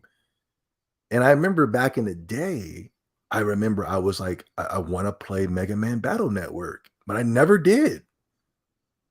I don't know why the hell I didn't do it. I had a Game Boy Advance. I just never got a chance to get to them. But hopefully they get remastered, ported to the Switch, and I can finally dive in. It's kind of cool. It's like you can like collect like little cards and stuff, right? It's a very interesting game. And I'm not even like a Mega Man fan. And I've always been interested in that game. Yeah. It's like, yeah. It's not too late to get a Game Boy. Yeah, I think they're going to be porting them to the Switch. I saw that, but I actually read that they were going to bring them over, but just for us to be patient. And I'm totally looking forward to that. Yeah, if we're still here. Anyway, we've been 3 hours, guys. We got to go. I love talking games, man, but we got to go. Thank you guys so much for joining the X-Tendo podcast, episode 28. The gaming media is coming for the Xbox fanboys, and they're going to be coming for us too. I'll check you guys later next week. We'll be back next week. Hopefully something by Nintendo Direct or something. Or I can see you guys midweek. If not, I'll see you guys Saturday. Peace and love.